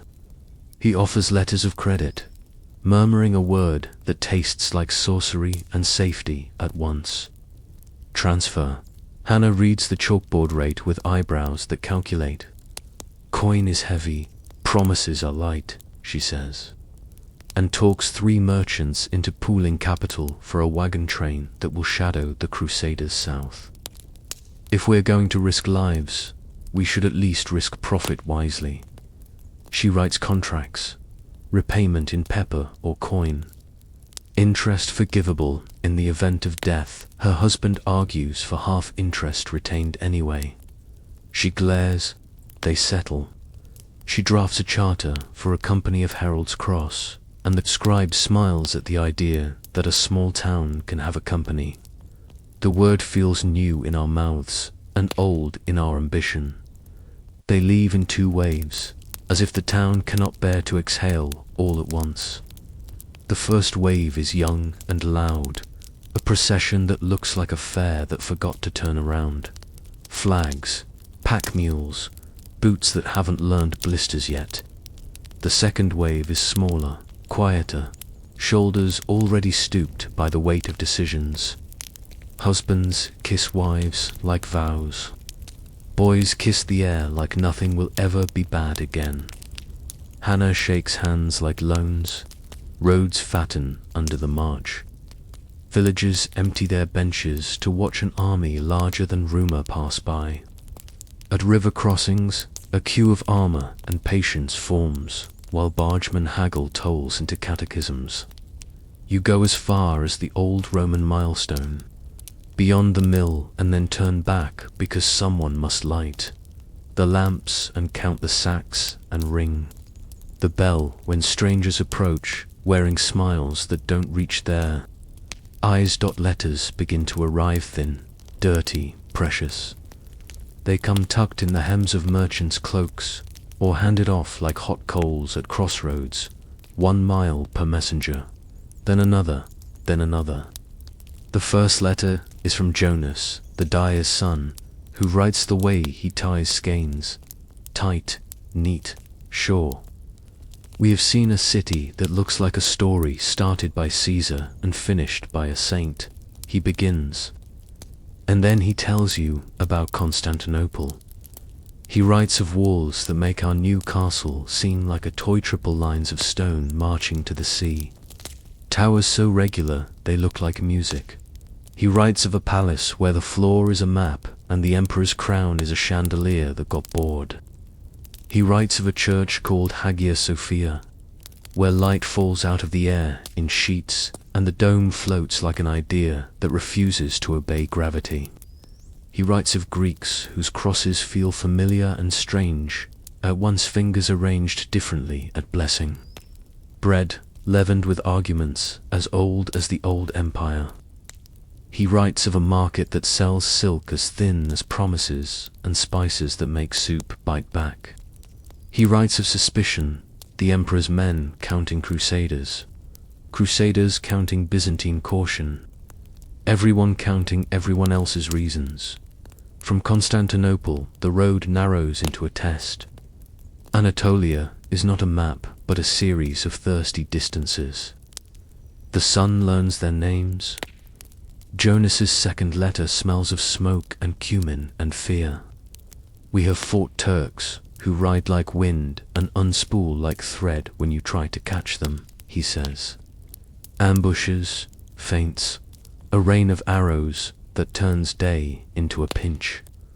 Knights who train to smash into knights learn the humiliation and utility of fighting on foot behind shields, while peasants, who have always fought that way, share tips with a politeness that makes nobility blush.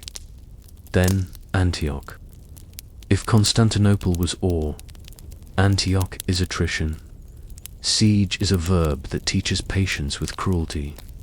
Jonas sends a scrap of parchment that reads like a ledger of misery, horses eaten, leather boiled, prayers said in languages Father Ethel never taught.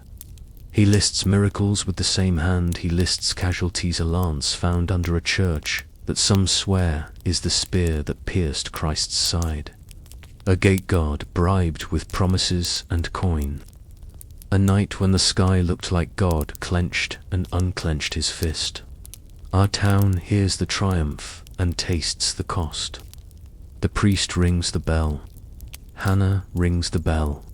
The baker rings the bell. The sound says two things at once. They did it, and we must pay what this will cost. What news trickles after is dusted with both glory and ash. Jerusalem, taken after a year of exhaustion and a fury that will echo for centuries.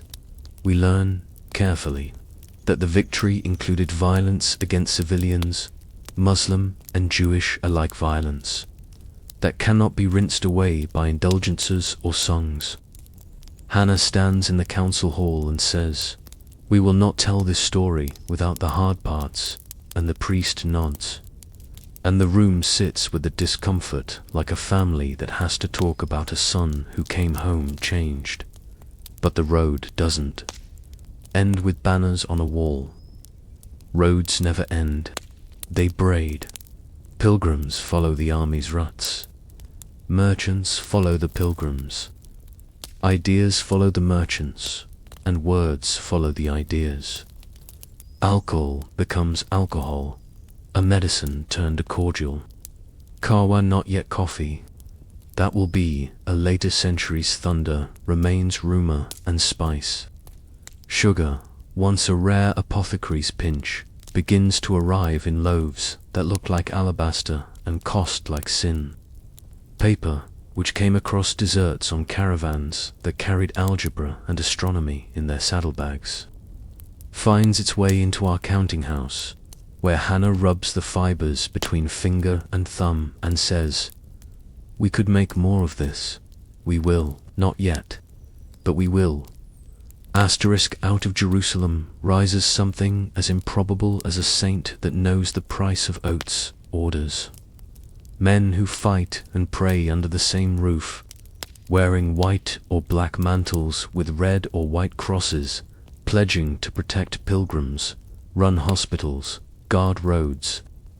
The hospitallers make beds and then defend them. The Templars learn the shape of a caravan route and the shape of the credit it needs to survive. And soon a pilgrim can leave a bag of coin at their house in Paris and pick it up in Acre with a letter and a password. It is banking dressed as piety, or piety dressed as banking. Hannah regards it with professional suspicion and a little admiration. Holiness travels lighter when it can write, she says. Back home, crusade hunger bends markets. Leather grows dear, iron dearer, salt dearer still. The price of pepper goes from nice for feast days to who is your financier. The spring fair teems with men in patched hauberks buying rope and nails and water skins as if they were absolution by the bundle. The guilds argue, should we fix prices for crusaders or let demand roar? The compromise is medieval and clever caps on staple goods, free rein on luxuries. The alderman post finds that no one wants to test because Hannah is treasurer now and she can smell a false weight through oak. Not everyone who marched east returns. That is not a platitude. It is arithmetic. We hang new names in the church aboard with pegs and badges and a ribbon from a cloak. We learn how to comfort mothers without suggesting reasons. God's will is a phrase our mouths can form, but Hannah insists we also learn how to form we will help. Widows inherit not just grief but contracts leases that say they keep their stalls, apprenticeships that say they may take on work. The guild box, at first, its statutes stiff with brotherhood. Then a widow named Anne weaves 30 ells of cloth finer than any man's pride.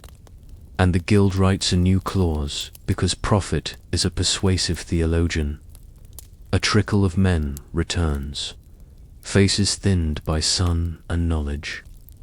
They bring relics pinned to leathersome reel, some fervently sincere.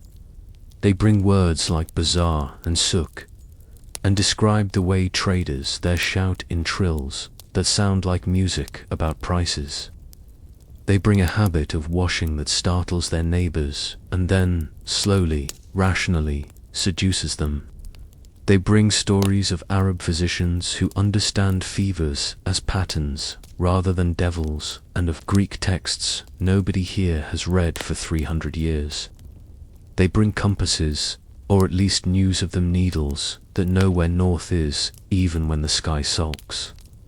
They bring recipes for syrup and foundations for soap.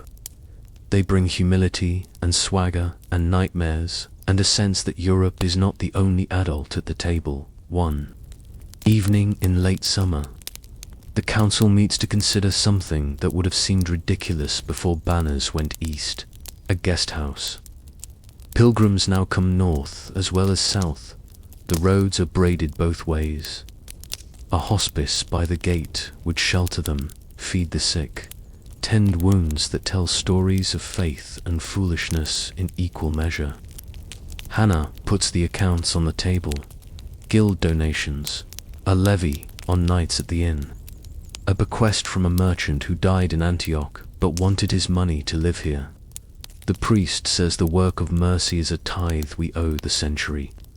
The vote is unanimous. We build.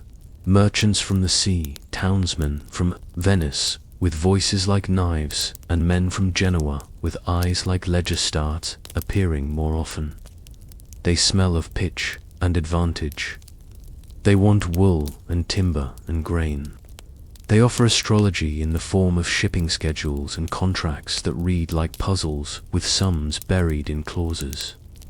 They wear crosses, yes, but they also wear the habit of profit the way knights wear spurs, as permission to move first. They are blunt about escorts and harbors and fees. They are blunter about what they want in return. Hannah meets them with a smile and a list and discovers a new sport: negotiating with men who think they invented it. And still, even with trade flowing like a river that has learned new valleys, we count a cost that doesn't sit neatly in a ledger. Jewish communities along the Rhine had faced violence as the first waves set out men, so drunk on righteousness they mistook neighbors for enemies. Our priest preaches against such harm. Our council posts fines and promises the watch will do more than lean on their halberds. We tell our children that pilgrimage begins with kindness to the person next to you. We do not always succeed, but we make the attempt policy instead of wish. Seasons turn the way they always do, unconcerned with PayPal bulls or market spikes. In winter, the guest house fills with coughs and stories. A Greek deacon spends 3 weeks among us, teaching the priest a new hymn and Hannah a new way to bind accounts so they don't slide on the cart. In spring, a caravan of mules ducks under the gate and the driver brown as a walnut, smiling with 2 gold teeth offers, saffron in a pouch that weighs less than a thumb and costs more than a bale of wool. Hannah buys it anyway for the cathedral's feast and defends the purchase later with a shrug. A town must taste its own future now and then. The cathedral climbs, inch by stubborn inch. A mason from Provence lays ribs that seem to ask the stones if they would like to fly. They say yes so often the town begins to believe it can, too. On a bright day, the glass masters lift a roundel into place that shows a scene none of us would have recognized 10 years ago. A ship with masts like sails of parchment. A knight kneeling at a road's end. A merchant balancing scales while a pilgrim drinks from his cup. In the corner, 2 letters painted in the glass. I.O., the artist's initials, and, if you tilt your head, a reminder that every age runs on IOU. One night, Hannah sits at our table with the chest open. Inside, bills of exchange stamped with strange city seals, tally sticks, a Templar receipt, a Venetian contract for 3 tons of salt fish payable in Candlemas, a hospitaller letter promising safe hostel for any citizen of Harold's Cross who carries it. She smooths them like a mother smoothing hair. What are we now? You ask, not sure if the question is pride or fear. Still a town, she says, but a town with a longer arm and a longer memory. She nods. We know more places, and more places know us. That's risk, and that's wealth. Outside, the bell marks the hours in the new Weyer clock in the hall with gears that steal a little authority from the sun. We didn't invent time, but we're finally learning how to arrange it. Ships leave sea towns when the winds say yes. Caravans leave cities when the sand says maybe. Our days start when the bell says work and end when it says rest, and both of those things feel like choices for the first time in the dark. If you listen hard, you can hear two worlds talking. From the east, voices telling us how to cut sugarcane and write numbers that make division less mean. From the west, voices answering with timber and wool and a stubbornness that builds cathedrals, brick by patient brick. Between them, roads stitched with cloaks that used to be plain and now carry stories in red thread dot in the morning. We'll open the guest house door to a pilgrim with sandals worn thin and a blessing clinging to his hair. We'll weigh pepper with a brass weight stamped with our seal and send it down river to a city where nobody knew we existed a generation ago. We'll plant and pray and argue about taxes and ring the bell when it's time to pick up water buckets or spears or quills. Cloak, cross, coin, in that order or some other, depending on the day, and always the road which is no longer just a line on the earth but a habit of mind. Europe, once curled around its hearth, has stood up, opened the door, and found out the wind has 1,000 names.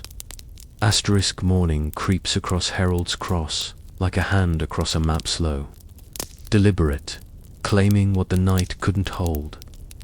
The bell calls prime in a voice that sounds confident, almost smug. It knows what time it is without squinting at the sun, which is a new arrogance in our part of the world. We did not invent the clock. We just made sure it worked, even when clouds had arguments.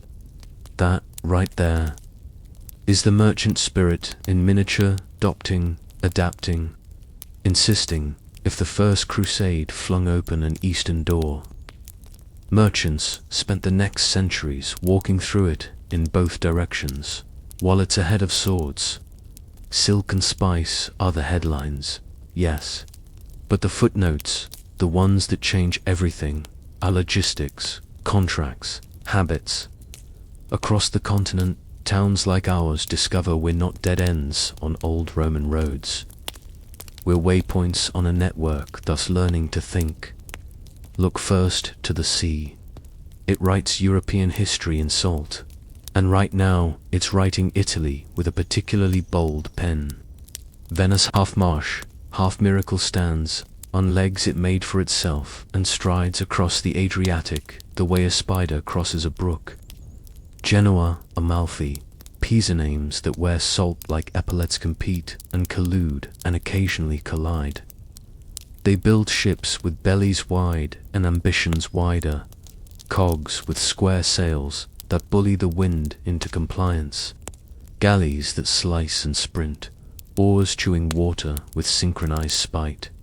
From our inland hill, the sea is rumor and scent, but rumor travels, and scent can be measured in silver. Genoese agents arrive with faces the color of old walnuts and manners crisp as parchment. They want wool, timber, grain, iron. They offer freight, escorts, advances, and a bookbinder's trick turned finance. Double-entry bookkeeping, not in our town yet. Not fully, but whispers of ledgers with 2 columns that keep each other honest make. Hannah sit up straight like she's heard the future call her name. We learn new words the way cooks learn new spices. Slowly, suspiciously, and then all at once. Commend a partnership where one man stays the stands and one sails the tractans. Profits split according to clause and courage. Averia A tax to ensure the convoy paid in advance, so a single ship's bad luck doesn't bankrupt the lot. Magistrato del Sailor's salt office, because salt is not a condiment. It's a strategy, and governments are finally acting like it. Hannah brings a Genoese factor into our counting house. Shines the lamp at noon because he likes gloom for his math. And listens as he sketches routes with a stylus on our table. From Flanders to London to Bayonne, across to Porto Pisano, down to Messina, over to Crete, then Constantinople, and farther if fortunes and admirals allow. He names winds as if they're partners. He says you can leave Bruges in June and be in Syria by all saints if God and oars agree. He does not mention pirates. That omission is a kind of prayer, asterisk. If the sea is a road, then fares are the interchanges. Champagne becomes Europe's midwife quarterly markets at Troyes, Provence, Logny, Bar, Sur, Orb, where north kisses south, and they both leave richer. Our town sends a wagon with bolts of cloth tested by the guild, a barrel of beeswax stamped with the church's gratitude, a chest of letters that travel safer than coin. At Troy, the tent city is a secondary capital count, adjudicate disputes like bishops adjudicate souls, and Lombard bankers run tables that look suspiciously like altars. A man from Lucca sells pepper by the dram. A man from Bruges sells furs by the skin. A man from Toledo sells swords by the promise. The counts take their cut, but in exchange they guarantee that if you buy on Monday and the seller bolts by Thursday, you're not left with empty contracts and full rage. They enforce letters of fairer jurisdiction that extends beyond pikes. It's commerce as choreography. Back home, our market learns to imitate the fairs in miniature. Hannah organizes the calendar. Cloth market on Tuesdays, livestock on Fridays, grain on quarter days. She convinces the guilds to fund a covered hall where transactions can survive rain and even modest scandal. She installs standard Elsrods fixed to the wall, bristling with civic pride and metal studs. A merchant caught measuring with a shorter stick buys ale for the town and shame for his grandchildren. Because Herald's Cross remembers. The Hanseatic Ligauer Northern Cousins Incorporation sends a delegation that looks like the Baltic grew legs. Lübeck, Hamburg, Bremen, Riga, Danzig cities with H's and G's that clank like anchors. They pull muscle the way Italians pull wind. Cogs with boxy shoulders move timber, wax, grain, amber from cold coasts to hungry mouths. One handsman grips Hannah's hand like he's testing the wood grain in a plank and says, "We keep prices steady, or we break." He explains, concentrating houses planted in foreign ports where Germans sell Baltic while learning how not to insult local saints. The League is both cartel and commune. It wields boycott like a mace and monopoly like a measuring cup, just enough to fill the order. It's not just goods that travel. Numbers ride shotgun. For centuries we counted like Romans triumphantly and inefficiently. 12, 17, CFO's nightmare. Now merchants whisper digits into each other's ears. 1, 2, 3, the Hindu-Arabic numerals, smuggled west by texts that taste of Baghdad and Cordoba. They slide under doors labeled algebra and algorithm from Al-Khwarizmi, a name that makes educated tongues, but Hannah copies a table in secret, feels the way the 9 sits next to the 0 like a new marriage, and realizes multiplication just retired its abacus. The abbot calls the numerals pagan. The guild calls them dangerous. The banker calls them efficient. Guess which argument wins by candlem? As. Along with numbers come papers. Not just the parchment of saints and lawsuits, but paper coarse at first, then increasingly polite, born of rags and patience, mashed and lifted out of watery cradles by screens with a mesh that leaves invisible signatures called watermarks. The first time Hannah sees a bale of it, she rubs a sheet between finger and thumb, holds it to the light like a gem, and says, "We can put the town on this." Soon our scribe writes on paper 4 letters, saves parchment for charters, and the expense line in the budget breathes easier. Merchants turn risk into a product. The Lombards formalize insurance, not in our town. Not yet, but in Genoa and Pisa, where a ship is a walking balance sheet. A policy writes down fear in a way a priest can't quite manage. If the Santa Maria doesn't appear by the undersigned will pay so many lira per 100 of declared cargo. Unless God gets creative with acts.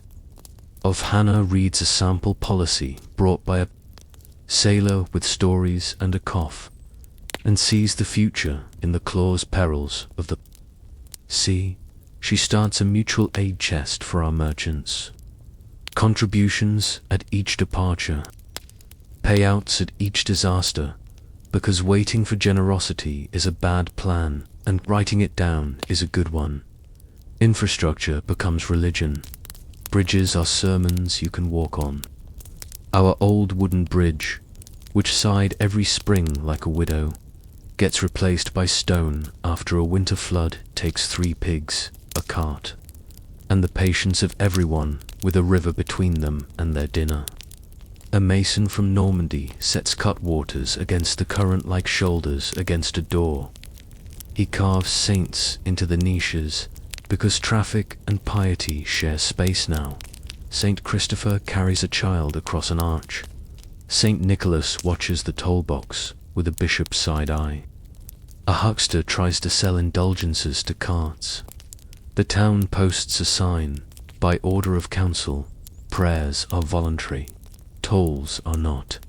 The cathedral leans into heaven with more confidence. Its nave becomes a travelogue in glass, ships with striped sails like candy, camels kneeling under spice bales, a scholar bending over a desk with pages that look like ladders. In one panel, a woman, the glazer, swears it's not Hannah. But the jawline is suspicious, holds a scale in one hand and a ledger in the other, under a halo made of a ring of coins. The priest preaches against idolatry. The glazer shrugs and says, "Art interprets." Out of the east, fabrics with personalities arrive. Silk that pours like argument. Cotton that behaves like a well-trained son. Muslin so light you suspect a sin. Damask that plays light against shadow as if they're courting. Weavers in our hall squint and reverse engineer patterns with the slow joy of craftsmen who like puzzles. A scholar from the university 3 towns over, yes. A university, masters who gather students under an idea instead of a roof visit, and shows us a book with diagrams explaining how threads interlace at right angles and why certain dyes bite and others sulk. He calls it practical philosophy. The guild calls it useful.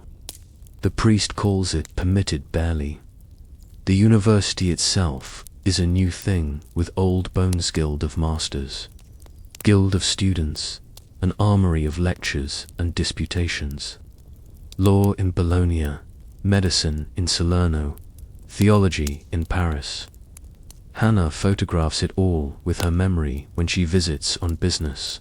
Students with hair and hunger, arguing about Aristotle until the moon gives up. She brings back an idea more portable than any book. Contracts between town and scholar.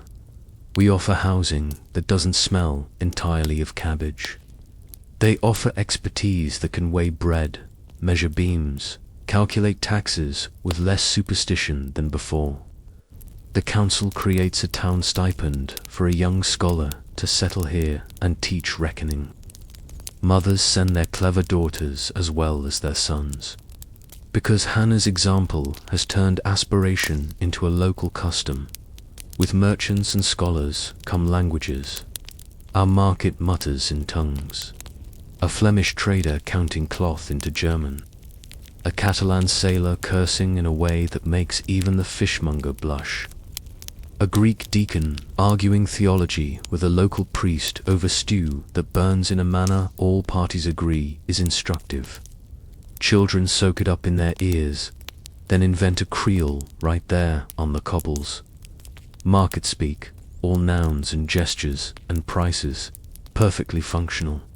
Suspiciously merry, the state takes notes.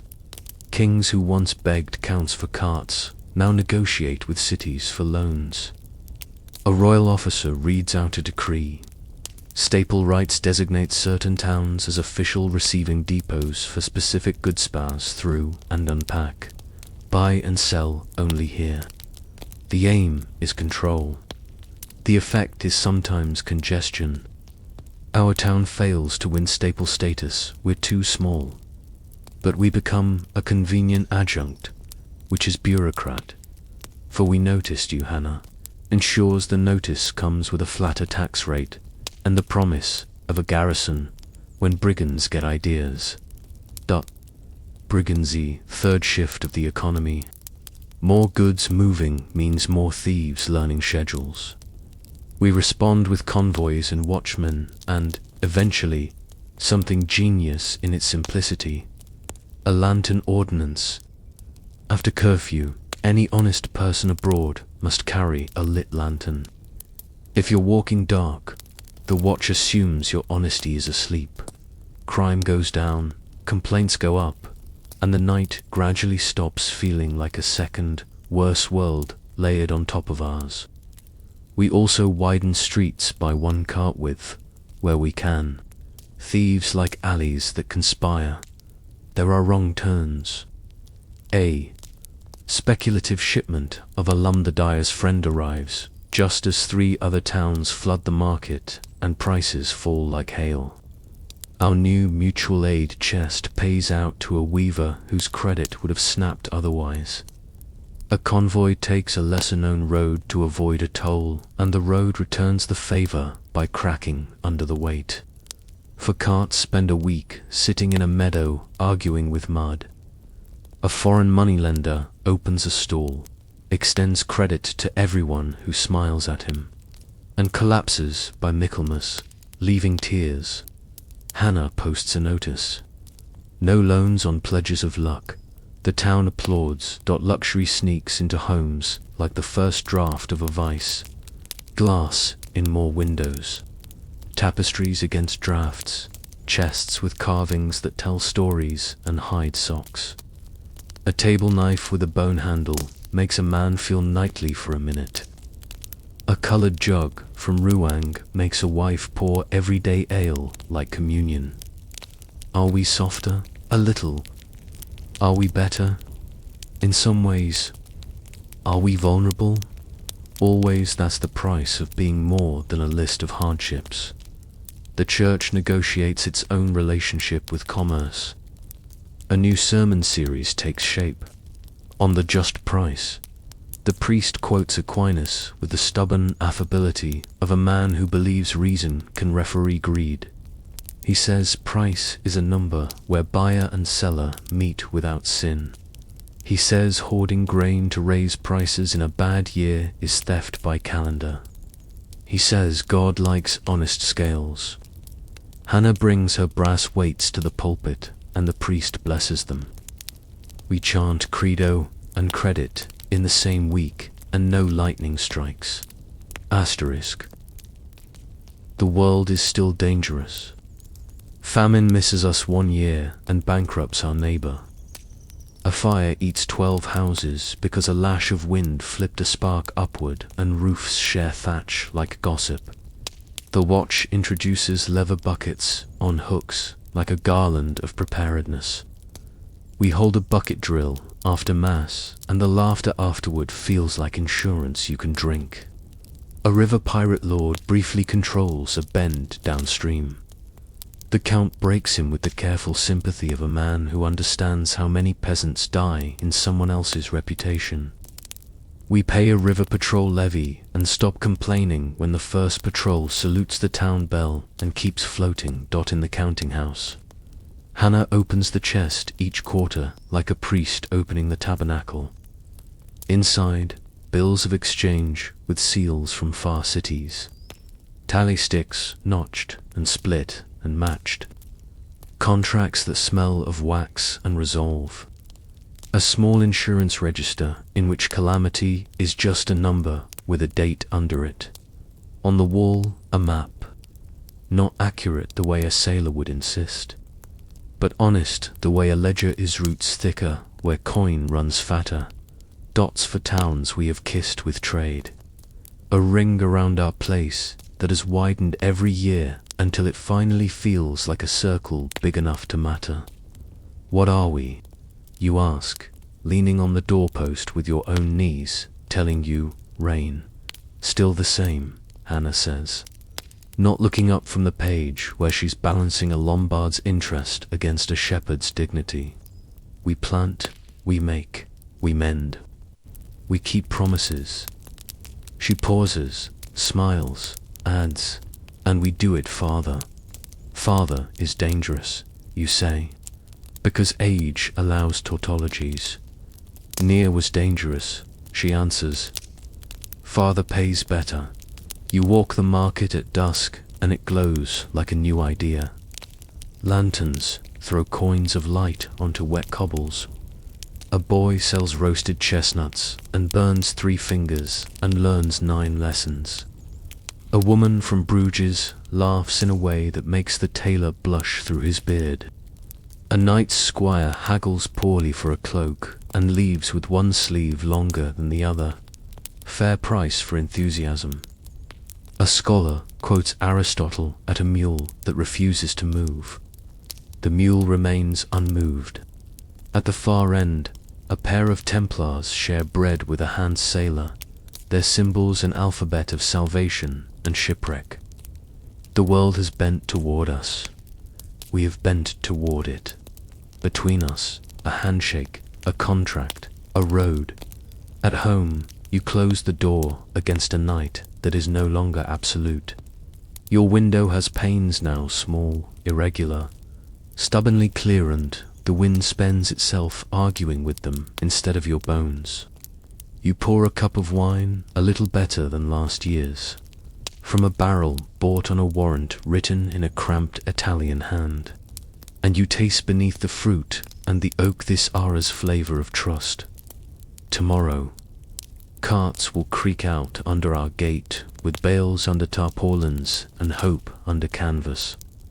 A letter will fly across land faster than a man can walk because hands will relay it, each one understanding that the faster it moves, the richer the world is for everyone. A ship you will never see will list our town's name in a ledger you will never touch, in a city you will never visit. And still it will matter. It already does. Silk roads and sea roads, river roads and rutted ones, book roads and rumor roads. Every path is a promise now, and promises, as Hannah likes to say, are the only currency that can't be clipped. Pull your blanket up. We've got bells to ring and bridges to cross and, soon enough, schools that will teach our children why numbers behave and how stars keep secrets. The next chapter, bells and books, is already humming from the university down the road. Listen, knowledge is about to become a trade good, and we're about to go shopping. Asterisk, listen first. Before you look, before you count, listen. Morning in Herald's Cross now begins with a sound that did not rule your grandparents. A bell that knows the hour because gears and weights have opinions. The clock in the council tower is a wooden brain with iron teeth. fed daily by a sleepy apprentice who pulls ropes and swears softly when cogs sulk. It doesn't pray, it keeps. Prime, terce, sext, non-holy time still lives in the church, but merchant time now paces the streets like a watchman. Bakers knead to the click of escapements. Dyers lift skeins at the same minute in different parts of town. The smith's hammer kisses anvil on thee and instead of the sometime. Time has become a shared sentence, and we all speak it. And with time organized, knowledge behaves. People start to ask, what if learning were not just a personal virtue or a cloister's hobby, but a public utility like a bridge or a wall or the bell that orders the day? Enter the university. It doesn't look like the stone pride you're picturing. Not yet. It's a guild universitas of masters and students who decide that learning is a craft that deserves wages and rules. They hang their shingle on a street where booksellers already haggle and where taverns understand the difference between a student's noise and a soldier's. Bologna turns law into a profession. Salerno domesticates medicine. Paris distills theology until it burns with a clean flame. Oxford incubates everything with rain. Our town is smaller, but our trade ties are longer now, so news arrives brisk and contagious. Hannah, having turned ink into infrastructure, makes a different kind of investment. She funds one chair a stipend for a young master of reckoning arithmetic with a taste for accounts to live in Herald's Cross 10 months of the year and teach anyone who can sit still and wants their numbers to stop lying. The contract is precise. Room, board, a salary in coin and wool, legal protection if the tavern gets lively, and to feast days off without guilt. The master arrives with a satchel of wax tablets, a bad cloak, and the world in his head. His name is Brother Martin Tonsured once, then lured from the monastery by compound interest and Hannah's letter. He rings a handbell in the market square, unrolls a scrap of parchment with a grid on it, and explains place value to a ring of suspicious but interested faces. He writes the digit 0 with a flourish like announcing the birth of a quiet genius, then shows how 9 little marks in the right places outwork a lifetime's worth of X's and I's. He does long division like a parlor trick. Butchers and bakers feel their shoulders relax. Finally, the numbers that govern meat and dough wear clothes that fit. Books make this possible, and books are changing. Ink is still alchemy, but parchment, our old, reliable field of animal skin, has competition. Paper has arrived not as novelty but as habit.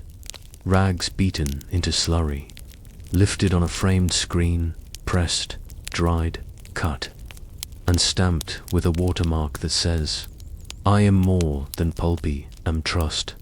Paper is cheaper than calf, lighter than conscience, and needs no herd. The first paper mill within a day's ride becomes a destination for field trips and lawsuits. The Guild of Parchmenters complains in letters both heartfelt and beautifully calligraphed. The council replies on paper, which is both policy and trolling. Booksellers relocate closer to the counting house, because that is where the new literacy lives. They install a Pecha counter system borrowed from university towns where a single master copy is divided into quires that multiple scribes can copy at once. It's artisanal mass production, a dozen hands making one book without ever crowding the same page. Margins bloom with glosses, the medieval internet of opinion, students arguing with masters, masters arguing with saints, saints occasionally arguing with themselves across chapters. Cats walk on wet ink and become immortal in the corner of a psalter. Illuminators tuck jokes into initials, knights fighting snails, monks wrestling rabbits, a lady reading a book to a fish, no one knows why. Everyone pretends to. In the scriptorium above the market, a girl named Agnes grinds azurite to dust the color of noon in July. She's Hannah's granddaughter, jawline inherited, patience learned. Convents taught girls to write. The market teaches them to invoice. Agnes copies not only sermons, but contracts, charters, bylaws, and love letters that pretend to be about wool. At night she practices a new hand faster, plainer, for business. She calls it mercantile, and men who used to hire scribes start hiring Agnes.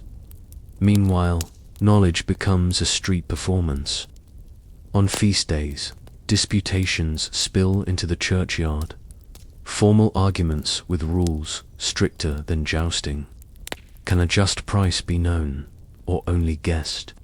Does a lender sin by charging interest when risk is real? Does God prefer round arches or pointed? Masters pose the quistio, students state objections.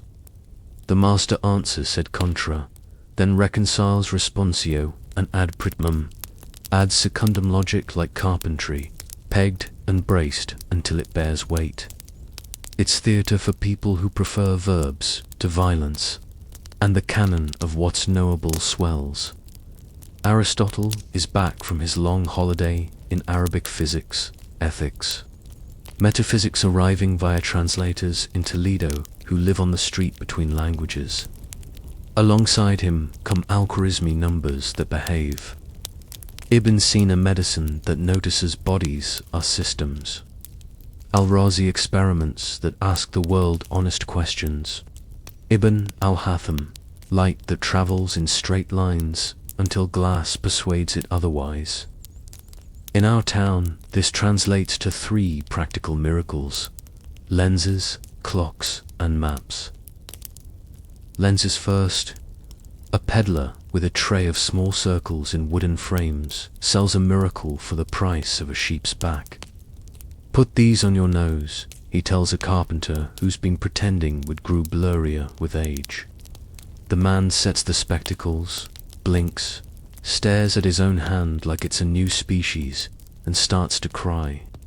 Productivity rises in a way no sermon could manage. The glazier and the blacksmith form an optics guild with rules about glass purity and frame fit.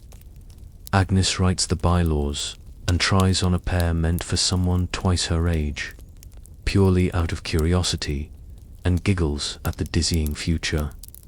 Clocks next. The tower's wooden guts need constant coddling. But now a wealthy clothier funds an iron clock gear teeth that don't chew themselves. A foliate that swings like a drunk but honest herald. A bell that rings at equal hours through unequal days.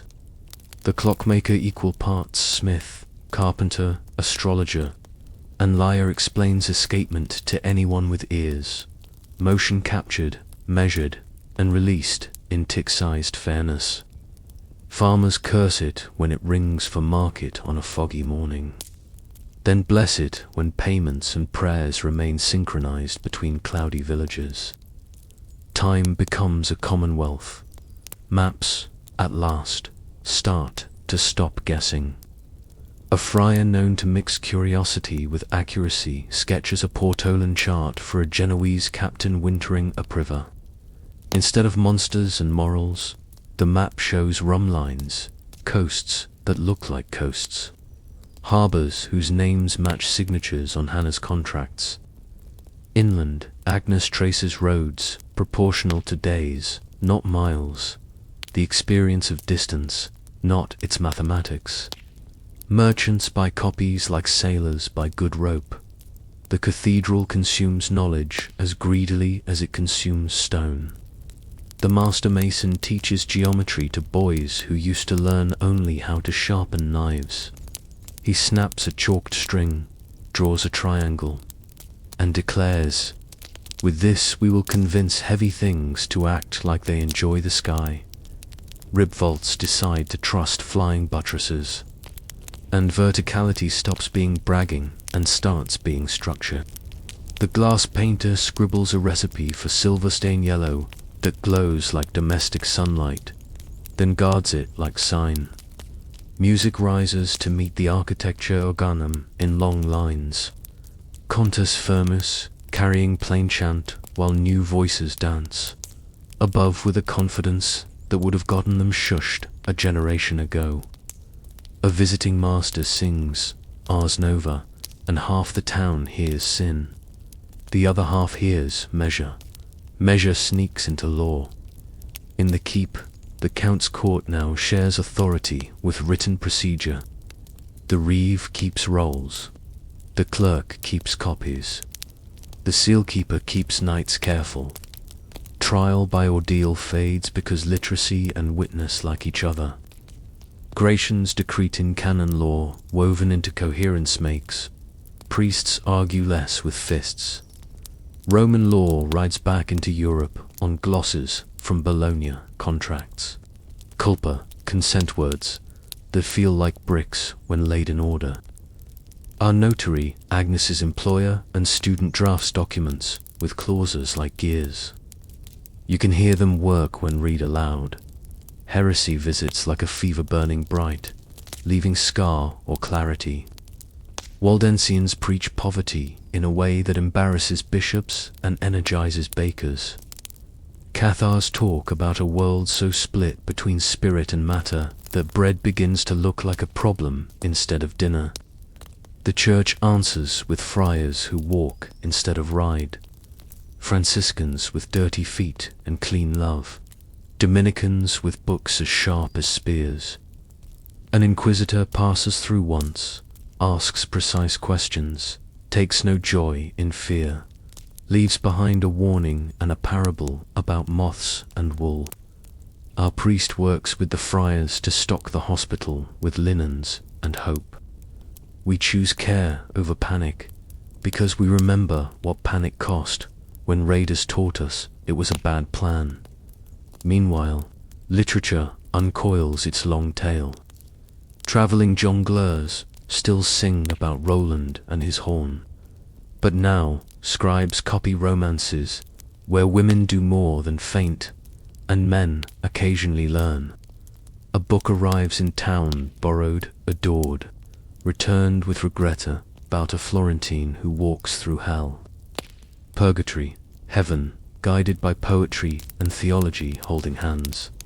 It isn't our language, but Agnes translates patches for her friends at the divats, and they sigh in all the same places humans always sigh. A pilgrim from the island across the channel recites a story about a group of travelers telling tales to pass the miles. Our inn quickly grows a bench designed to encourage such tales and beer designed to sponsor them. Public life changes shape.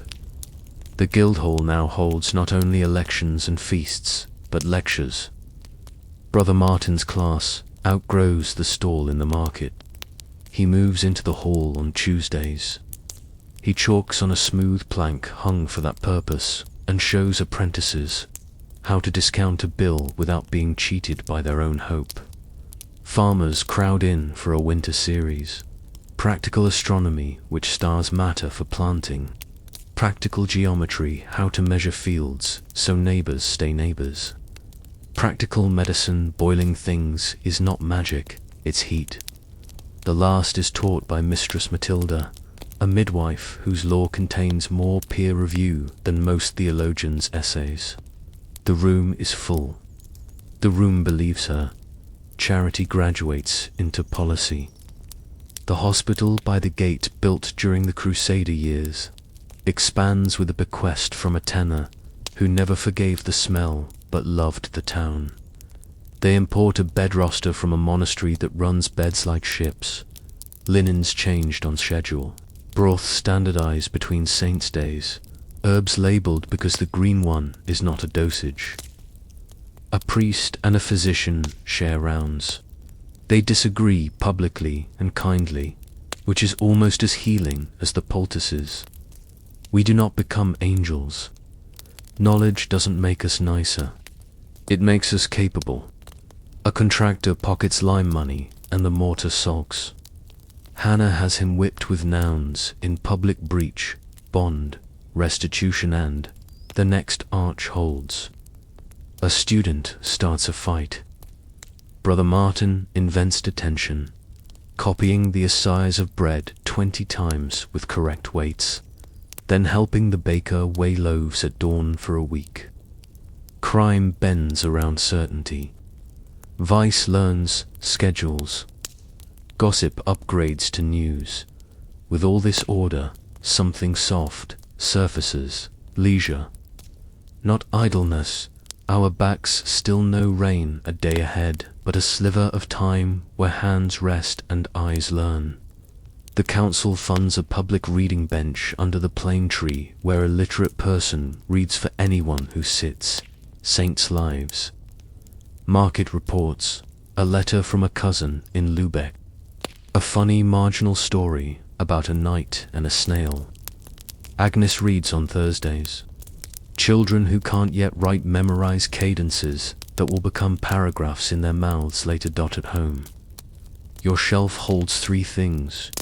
Your great-grandfather would have sold for a month's grain. A psalter with large letters, your eyes confined in winter light. A reckoning book with problems solved and posed. And a copy of the town charter with your thumbprint dark in the margin from the days when you read it to remind yourself the wall means something. On the table, a sand shaker to dry ink. Beside it, a seal with a design. Agnes drew a beehive and a bridge, because we are both busy and connected, and that is the point. One evening, as snow debates rooftops, you walk past the tower. The clock's caretaker is inside with a lamp, coaxing the foliate like a stubborn mule. He steps out for a breath you can see and finds you watching, amused. Why do you love that thing? You ask him. He grins, teeth bright in lamplight. Because it lets us agree, he says, on when to begin, when to stop, and what enough looks like, and books. You ask, nodding toward the university alley where light spills through shutters. He shrugs the way. Only a young man commanding a miracle can. Books let us remember more than one person's lifetime, he says, and argue with the dead politely. Hannah would approve. She has turned memory and argument into infrastructure. Her granddaughter is turning ink into inheritance. Asterisk. Tomorrow, Brother Martin will show the Fullers how to calculate shrinkage without eyeballing a saint. The mason will set a stone at a height that would make your ancestor dizzy. Agnes will add a clause to a long contract that saves a widow from a winter. The clock will ring hours it does not understand for people who do. The bell will chant both time and hope. Bells and books metal and fiber sound and memory. With those, Europe your town has started to build a machine that can survive bad rulers, bad weather, even bad luck. It cannot stop plague or war. Not yet. But it can help a village carry what comes and keep walking. Pull the blanket up. Tomorrow we'll need it. Beyond the reading bench and the market stalls, a storm gathers, the kind with no thunder but a cough you'll hear in your sleep. The great mortality knocks next, and all this order will be tested. But even there, in the dark, bells will ring and books will keep the names. Asterisk. The cough arrives before the rumor finishes its sentence. A carter from the south gate doubles over beside his mule. A sound like canvas tearing. By the time he lifts his head, his neck has a swelling that wasn't there at dawn. He waves off the water you offer, staggers 3 steps, and makes the sign of the cross with a hand that's already lost its color. You don't need a messenger to tell you what this is. For months, the road has whispered the same fright. A sickness riding ships like stowaways, stepping ashore where grain meets rats meets men, moving faster than sermons and kinder than no one. They call it the great mortality. Because words get tired and honest when numbers are too large to stack. The council hall fills before the bell finishes the second note. Hannah is there, older now, hair threaded with the same white she once used to mark margins. Voice a little rough from years spent arguing the town into reason. Agnes sits beside her, ink on 2 fingers, eyes bright and steady. Brother Martin stands with the physician, Mistress Matilda, and the new priest, a Dominican whose sermons cut clean and whose hands shake before they hold steady. The plan is a tapestry of hope and habit. We will keep the gates, Hannah says, but not shut them. The town can't live on its own breath. Markets must breathe. We will inspect travelers, look for fever, swellings, the black spots, and mark houses where illness enters. They revive rules meant for fires and raids and train them on a smaller, meaner enemy. A cart is set aside for the dead. A crew is named for it, masked with vinegar-soaked cloths and courage. The hospital increases its cots. The tannery's vats are emptied and filled with lye because cleanliness is not yet science. But it's stubborn faith. It isn't enough. It was never going to be enough. The first week teaches humility with an expert hand. Buboes bloom in groins and armpits like a map of terror. Fever burns through men who never caught colds. Healthy cheeks go sallow between morning and vespers. The market squares widen as people step aside without quite knowing why. The innkeeper washes mugs as if scrubbing could erase air. Children hum to themselves because adults have fallen suddenly quiet, and humming is a good lie. The physician bleeds a man because that is what medicine has learned to do. And the bowl fills as if answering a question nobody asked. Matilda brings herbs that have comforted 100 births and 50 deathbeds. Some soothe, none save. Brother Martin copies a scholar's tract that blames miasmabad air, soured by marsh and moral failure, and the council orders fires of sweet wood set at street corners to purify what lungs must swallow. The wind is unimpressed. The smell is beautiful. Flagellants arrive like a storm, with opinionsmen bare to the waist. Backs already scored, chanting blame to a drum nobody else can hear. They ask to walk through the town in a long line of pain. The priest meets them at the gate with theology and a refusal. Penance is not spectacle, he says, and Hannah quietly posts the watch along the route they will not take, because words are fine but halberds prevent processions. The flagellants go where the gates are looser and leave behind. Cities with bruised bodies and bruised wisdom. Our Jewish neighbors close their shutters and pray twice as hard. Rumor knocks at their door more loudly than any friend. The council acts before the first ugly word is spoken. They nail a proclamation to the church door and the market post, by order of town and conscience. Any harm to Jews is a crime against God and law. Hannah insists the word conscience be included in the largest hand Agnes can write. The watch patrols by the ghetto at dusk as a signal. These are ours. No one is turned into a scapegoat. Not this time, not here. Not while Hannah's hand can still lift a seal. Then the bell changes its voice. It is a small change at first, a funeral or two ringing at odd hours. But days begin to sound like a score with too many rests. The carter dies. The dyer's wife dies. A novice in the hospital dies, holding the hand of a woman who cannot stop saying, "I'm sorry," as if grief for apology. The burial ground becomes a rumor of itself. The council sets up a field outside the walls, a plague pit, and men with faces wrapped like winter carry bodies with the clumsy reverence of exhaustion. Father and friar stand at the edge with words that still know. where to go and voices that sometimes don't. The bell tolls and keeps tolling until the town begins to hear its own heartbeat as an interruption. The cathedral scaffolding, which had climbed with such cheerful religion, pauses.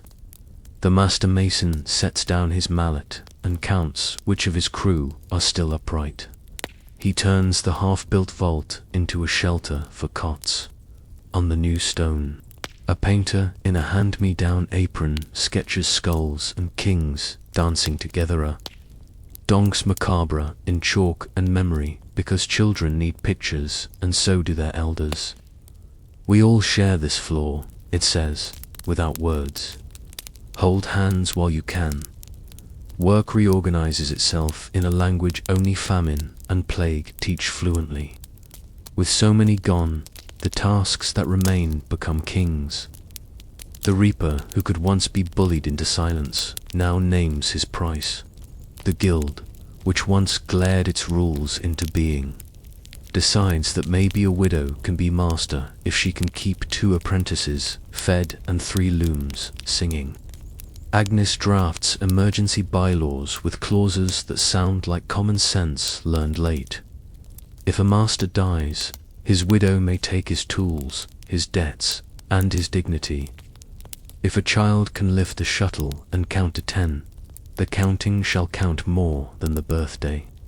Work must go on, not because profit is holy, but because bread is dot. In the 2nd month, the priest loses his voice and then his breath.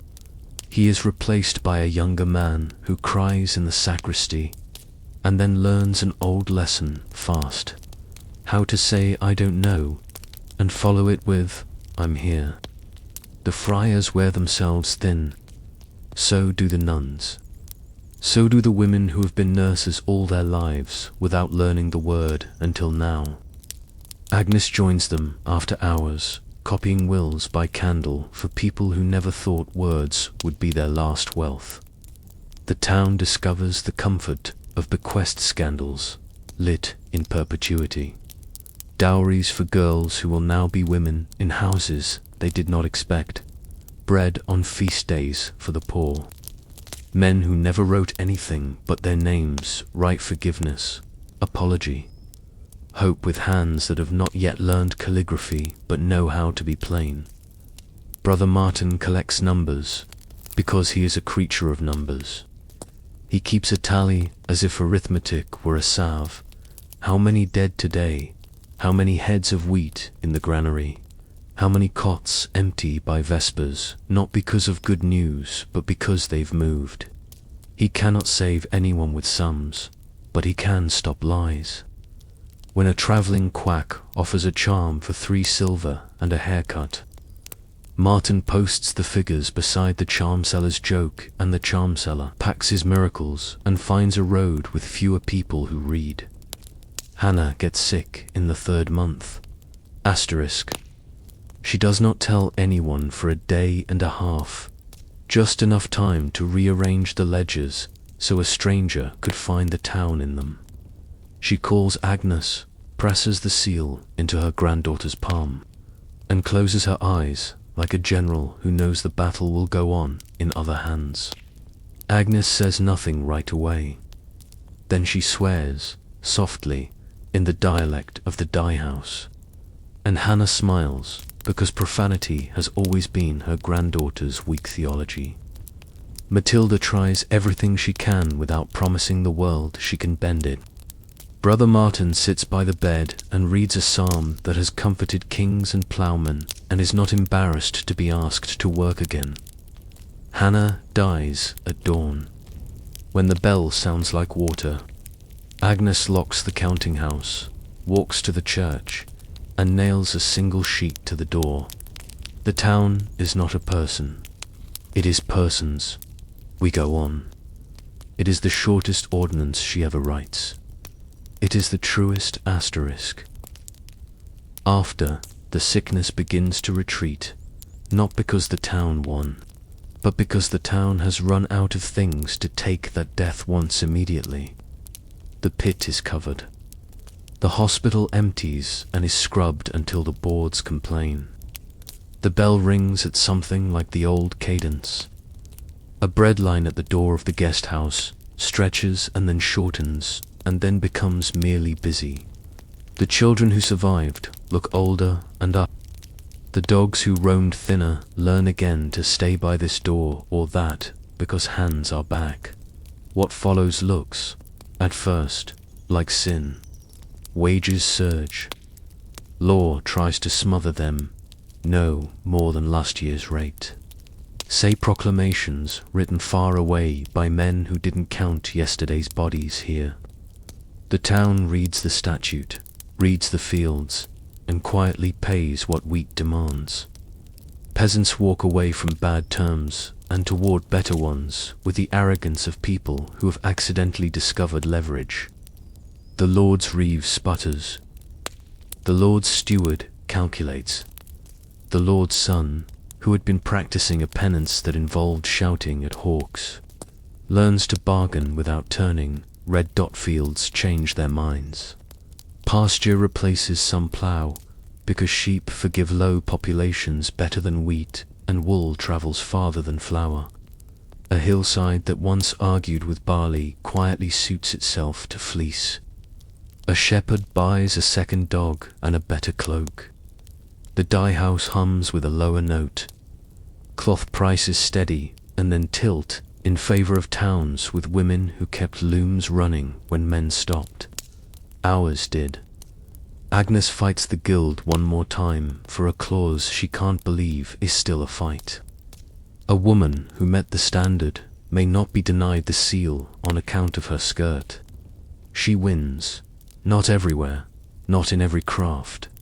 Here, now.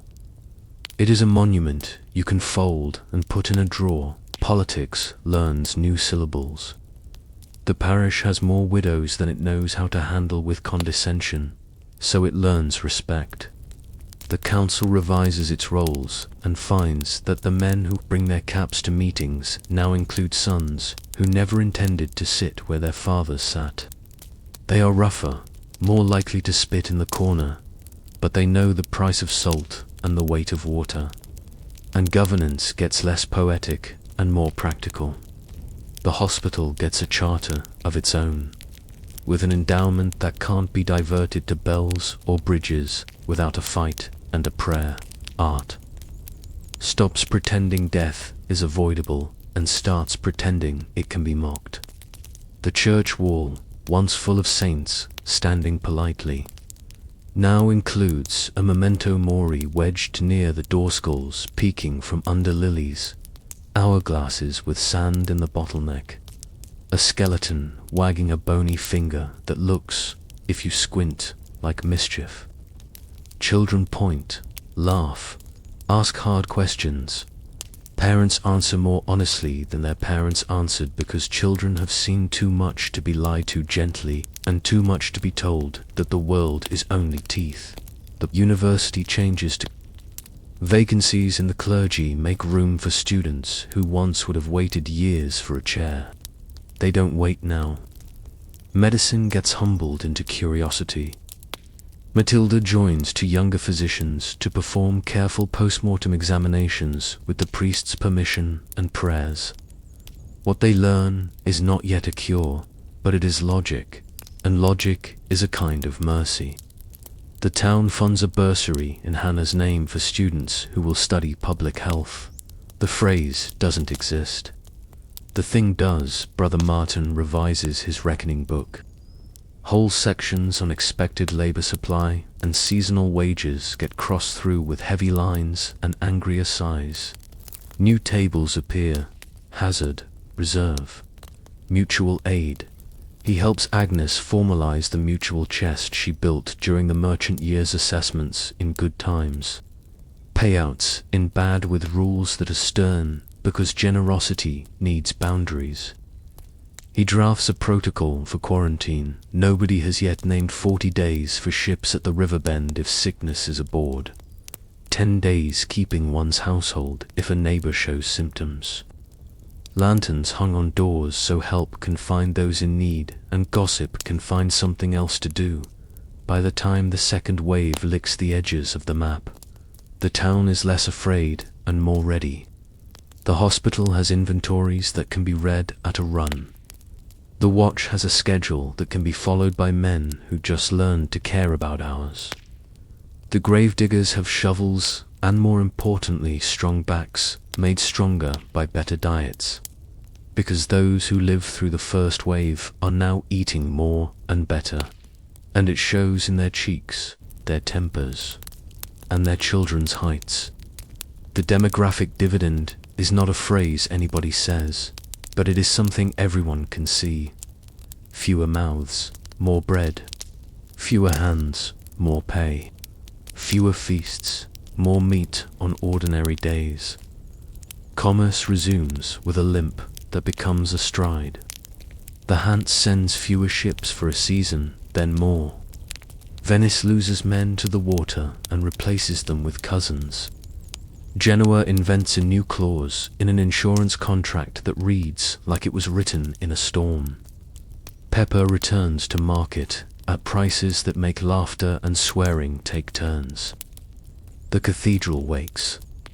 The vault that paused now rises, each rib a tribute to names carried on a scrap of parchment under a cornerstone. Agnes writes those names herself. The mason salts the mortar with a pinch of earth from the plague pit, not for magic, but for memory. The priest says the kind of prayer that has learned to stop promising and start honoring Dot in the winter after the first mercy. Agnes takes the seal home and sets it beside Hannah's old ledger. She pours wine, the good kind that tastes like autumn got itself into barrels, and opens to a page that has waited. At the top she writes, "After," then she lists what will change and what will not. Waits stay honest. Wages buy bread. Widows run shops. Bridges collect tolls, but not souls. Jews are neighbors. Priests visit. Friars listen. Doctors wash. Lanterns burn. Bells ring. Books remember. She closes the book and leans back, the weight of the seal in her palm and the weight of the town in her chest. Outside, the tower clock clicks toward the hour. Proof that time is a thing people can hold in a machine, even when they cannot hold their dead in anything but stories. The bell rings. It does not sound triumphant or broken. It sounds steady. In the morning, the market will open again. Not as before, nothing is as before, but again. A boy will attempt to sell apples at a price only grief could justify, and will be negotiated down by a woman who can count and refuses to pretend not to. A mason will lay a stone that fits so perfectly it feels like apology. A friar will bless a marriage between two people who were supposed to wed different people and will say under his breath, "May God make new things where old ones ended." Brother Martin will teach a class on risk to apprentices who understand it better than their parents did, because risk has lived in their houses and borrowed their shoes. The great mortality did not rewrite the town into something saints would fail to recognize. It did what disasters do when they do not end the world. It sorted. It kept what could hold, snapped what could not, sharpened what dulled, softened what was too hard to bend. Death reshaped the living, and the living returned the favor by reshaping life around the tear sewing, reinforcing, embroidering the rip with new thread. Pull the blanket up. The worst has knocked and left. It will come against our waves, later centuries. Other names, but we have tools now that we did not. Rules you can nail to a door. Numbers that do not lie to comforting stories. A habit of we that does not unlearn itself in panic. Ahead, towers finish rising. Printing presses will begin to talk. Kings will ask towns for more than coin, and towns will answer with more than yes. And somewhere, a girl grinding azurite decides to draw a map of the world she refuses to fear. Asterisk, the plague left space. Into that space, three hard things grew tall together: canon, contract, and crown. If you want to understand the late Middle Ages with the lights on, put those three on the table and watch how they argue and more dangerously agree. Harold's Cross is no longer a village that got. It's a small city with a habit of acting like a larger one. The cathedral finally pinned its ribs to heaven and now hums like a hive in summer. The market sprawls in rectangles instead of rumors. The University Alley grew into a cloister of rented rooms where masters compete with taverns for the loudest evenings. Agnes Sing-stained, seal-heavy, and unapologetically in charge sits where Hannah once sat. A ledger open and a quill that writes policy as if it were poetry. Brother Martin has more grey in his beard and fewer illusions about numbers, which is to say he's at the height of his usefulness. Mistress Matilda trains younger healers who wash their hands and don't call it blasphemy. The bell still rules the day, but a different drum starts beating from the direction of kings. Asterisk. Word arrives first in a courier's breath. Our Lord's Lord claims a throne across the channel. Claiming thrones is a sport aristocrats play when they run out of hawks, but this claim sticks to news like burrs to wool. The name of the game, no one knows it, yet is the 100 Years' War, though nobody intends to be at anything for 100 years. The English king sets sail with banners and tax collectors. The French king saddles his pride and summons every neighborhood that can ride. Harold's Cross does not sit on that battlefield. Harold's Cross pays for it. Subsidy, the royal writ says, as if the word were a friendly handshake. A clerk arrives with a chest and an attitude and reads a schedule of aids and tollages so precise it sounds like music. Agnes counters with arithmetic. She offers grain when the king wants coin, coin when the king wants men, men when the king wants carts. She makes the taxes land where they'll bruise least and hold longest. Then she does what Hannah never quite got to. She asks for something in return. Charter confirmation, she says, a predator's smile hiding in a saint's posture. We pay, you sign. The crown, which used to be a hat with opinions, is becoming a machine. War feeds the gears.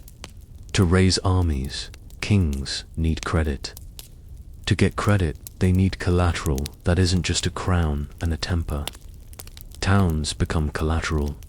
So do customs on wool leaving ports and excises on ale heading into gullets.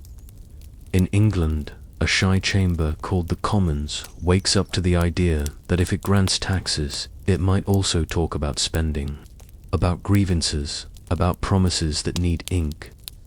On the continent, estates assemble, nobles, clergy, towns partly to help and partly to make sure help doesn't become habit without conversation.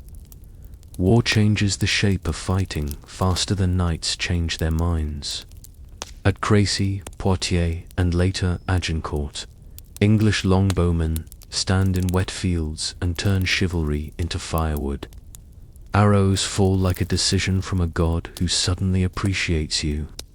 Mounted nobles, wrapped in pride and plate, learn that mud has no respect for birth. In our town, the Fletcher's stall doubles its size. Boys who once shot at hares now shoot at bales with a seriousness that makes mothers hold their breath. But the bow is a headline. The footnote that rewrites everything is gunpowder. It begins as noise. A merchant from Augsburg shows a handgun by the river, a metal tube on a stick. Touch hole, slow match, a cough that spits lead irregularly and scares geese to death. The first time you see it, you laugh loud, ungainly, slower than a prayer. The third time you see it, you don't laugh, because someone drilled the vent and the shot goes where the pointer intended. Within a year, a foundry outside town, the same men who cast bells that tell the hours cast, a little cannon that eats saltpeter powder and iron balls and burps with a satisfaction that shakes the road. Cannon are not polite. They do not care how long you've had your castle. They do not admire your coat of arms. Stone walls that survived song and siege for centuries discover that iron has a different grammar. Mass times velocity equals please rebuild. The Count's Keep gets a bastion lower, thicker, angled to spit shot back out. Ditches widen. Earthworks rise, because dirt eats iron better than stone does, and muddy geometry starts to outshine lofty romance. Our militia learns to haul culverins up slopes, to tamp powder without losing fingers, to count seconds with a steady hand. The bell founders learn to cast bronze barrels that ring once when fired and remember it forever. War breeds work and wages along with grief. Armorers refit mail into plate. Tailors stitch arming doublets that keep chafing where it belongs. Tanners cure leather for gun carriages until their hands look permanently wintered. The guilds argue over contracts to supply the garrison. Agnes reveries with a whistle carved from words. Fair price, she says, for staples. Open field for luxuries. No hoarding. She stamps seals harder than usual. Parchment can feel pressure. The countryside simmers. Post-plague leverage has made peasants less patient with lords who still think obligations were written on Sinai. In France, a jacquerie breaks out farmers with flails and fury, then breaks apart under armored hooves. In England, the statute of laborers tries to freeze wages where death left them. Peasants keep walking to better bargains anyway. When taxmen triple their tally with a poll tax levied, because it's easy to count heads. Boys become men in a single afternoon, and London learns what a revolt is when it wears purpose. Our town avoids bonfires and gibbeted lessons, not because we are better, but because Agnes has a nose for pressure and lets it hiss. She opens the Commons Hall to complaints 3 market days running and writes relief clauses into rents for a season of rain that will later make the difference between anger and bread. Across the Alps, cities conjure soldiers out of contracts.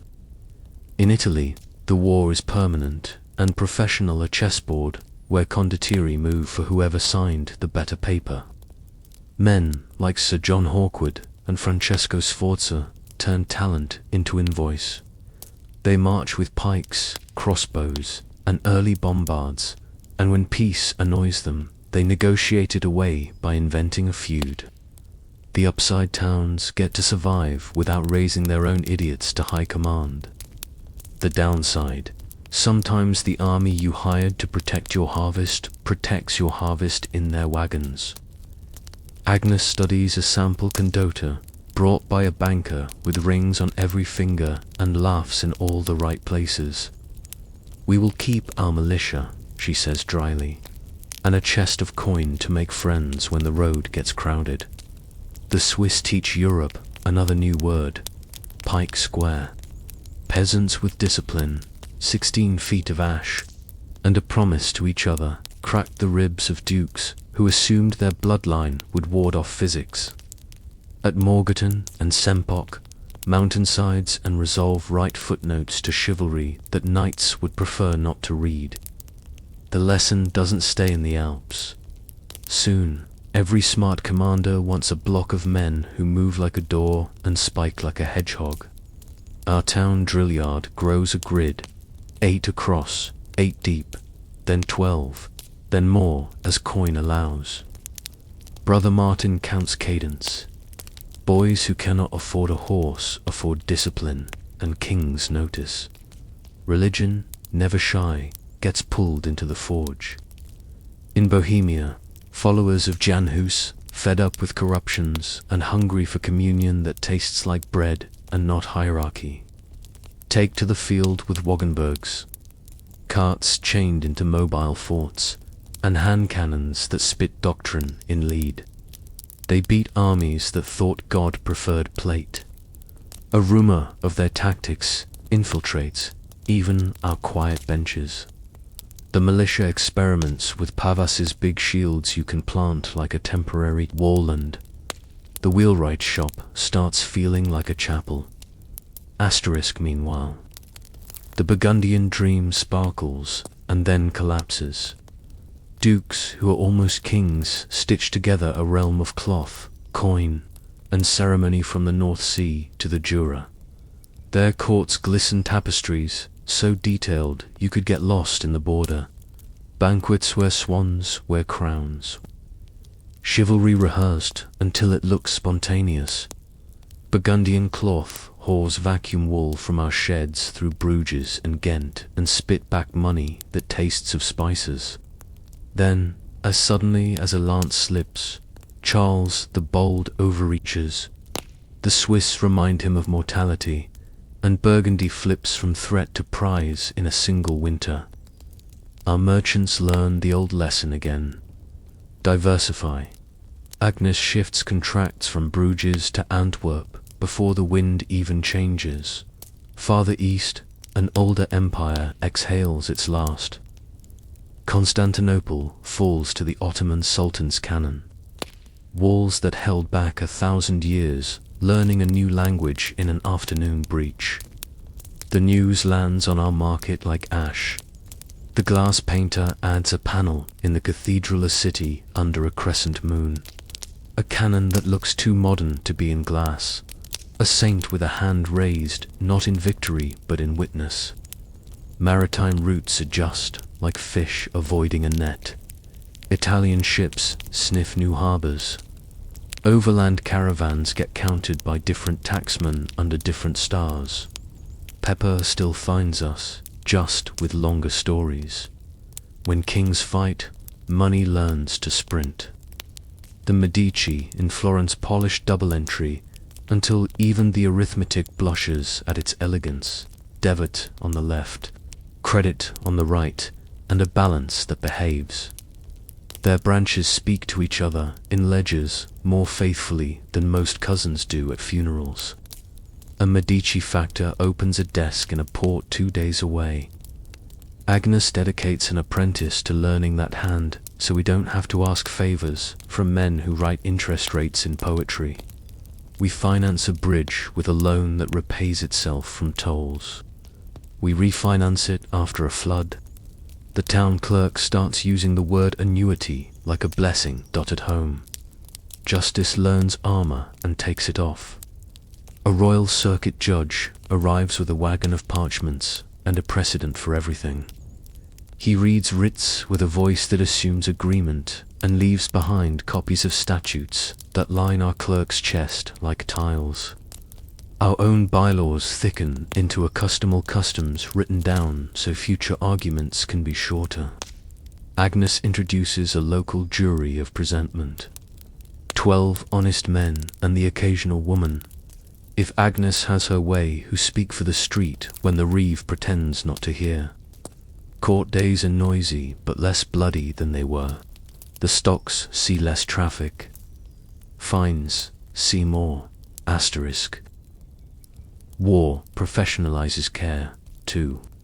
The hospital near the gate formalizes a triage that had been intuition. The bleeding now. The fevered next. The hopeless comforted. A friar who served with an army's field tent teaches our nurses to boil linens whether or not a saint is on his calendar that day. Matilda's apprentices learn to dig latrines in the right place, and mortality in camp shrinks where discipline grows. We don't have the germ theory of disease, but we have habit. And habit is a kind of PROPHYLAXIS. Culture refuses to sit still while crowns make messes. Christine de Pizan's poems reach our reading bench, copied by Agnes in a hand that smiles. The book of the City of Ladies passes from glove to glove in the Guildhall. And mothers quote it at sons who mistake muscles for merit. Chaucer's pilgrims arriving by way of a spice merchant who thought the jokes worth their weight take a bow in our where the brewer now pairs stories with elves in a flight he calls the Canterbury sampling. A painter from the Low Countries shows up with a panel so real a boy tries to pick the pear painted on the table. Oil glazers turn light into a citizen, and our glassmakers visit the panel 3 times to argue about whether windows should be proofs or miracles.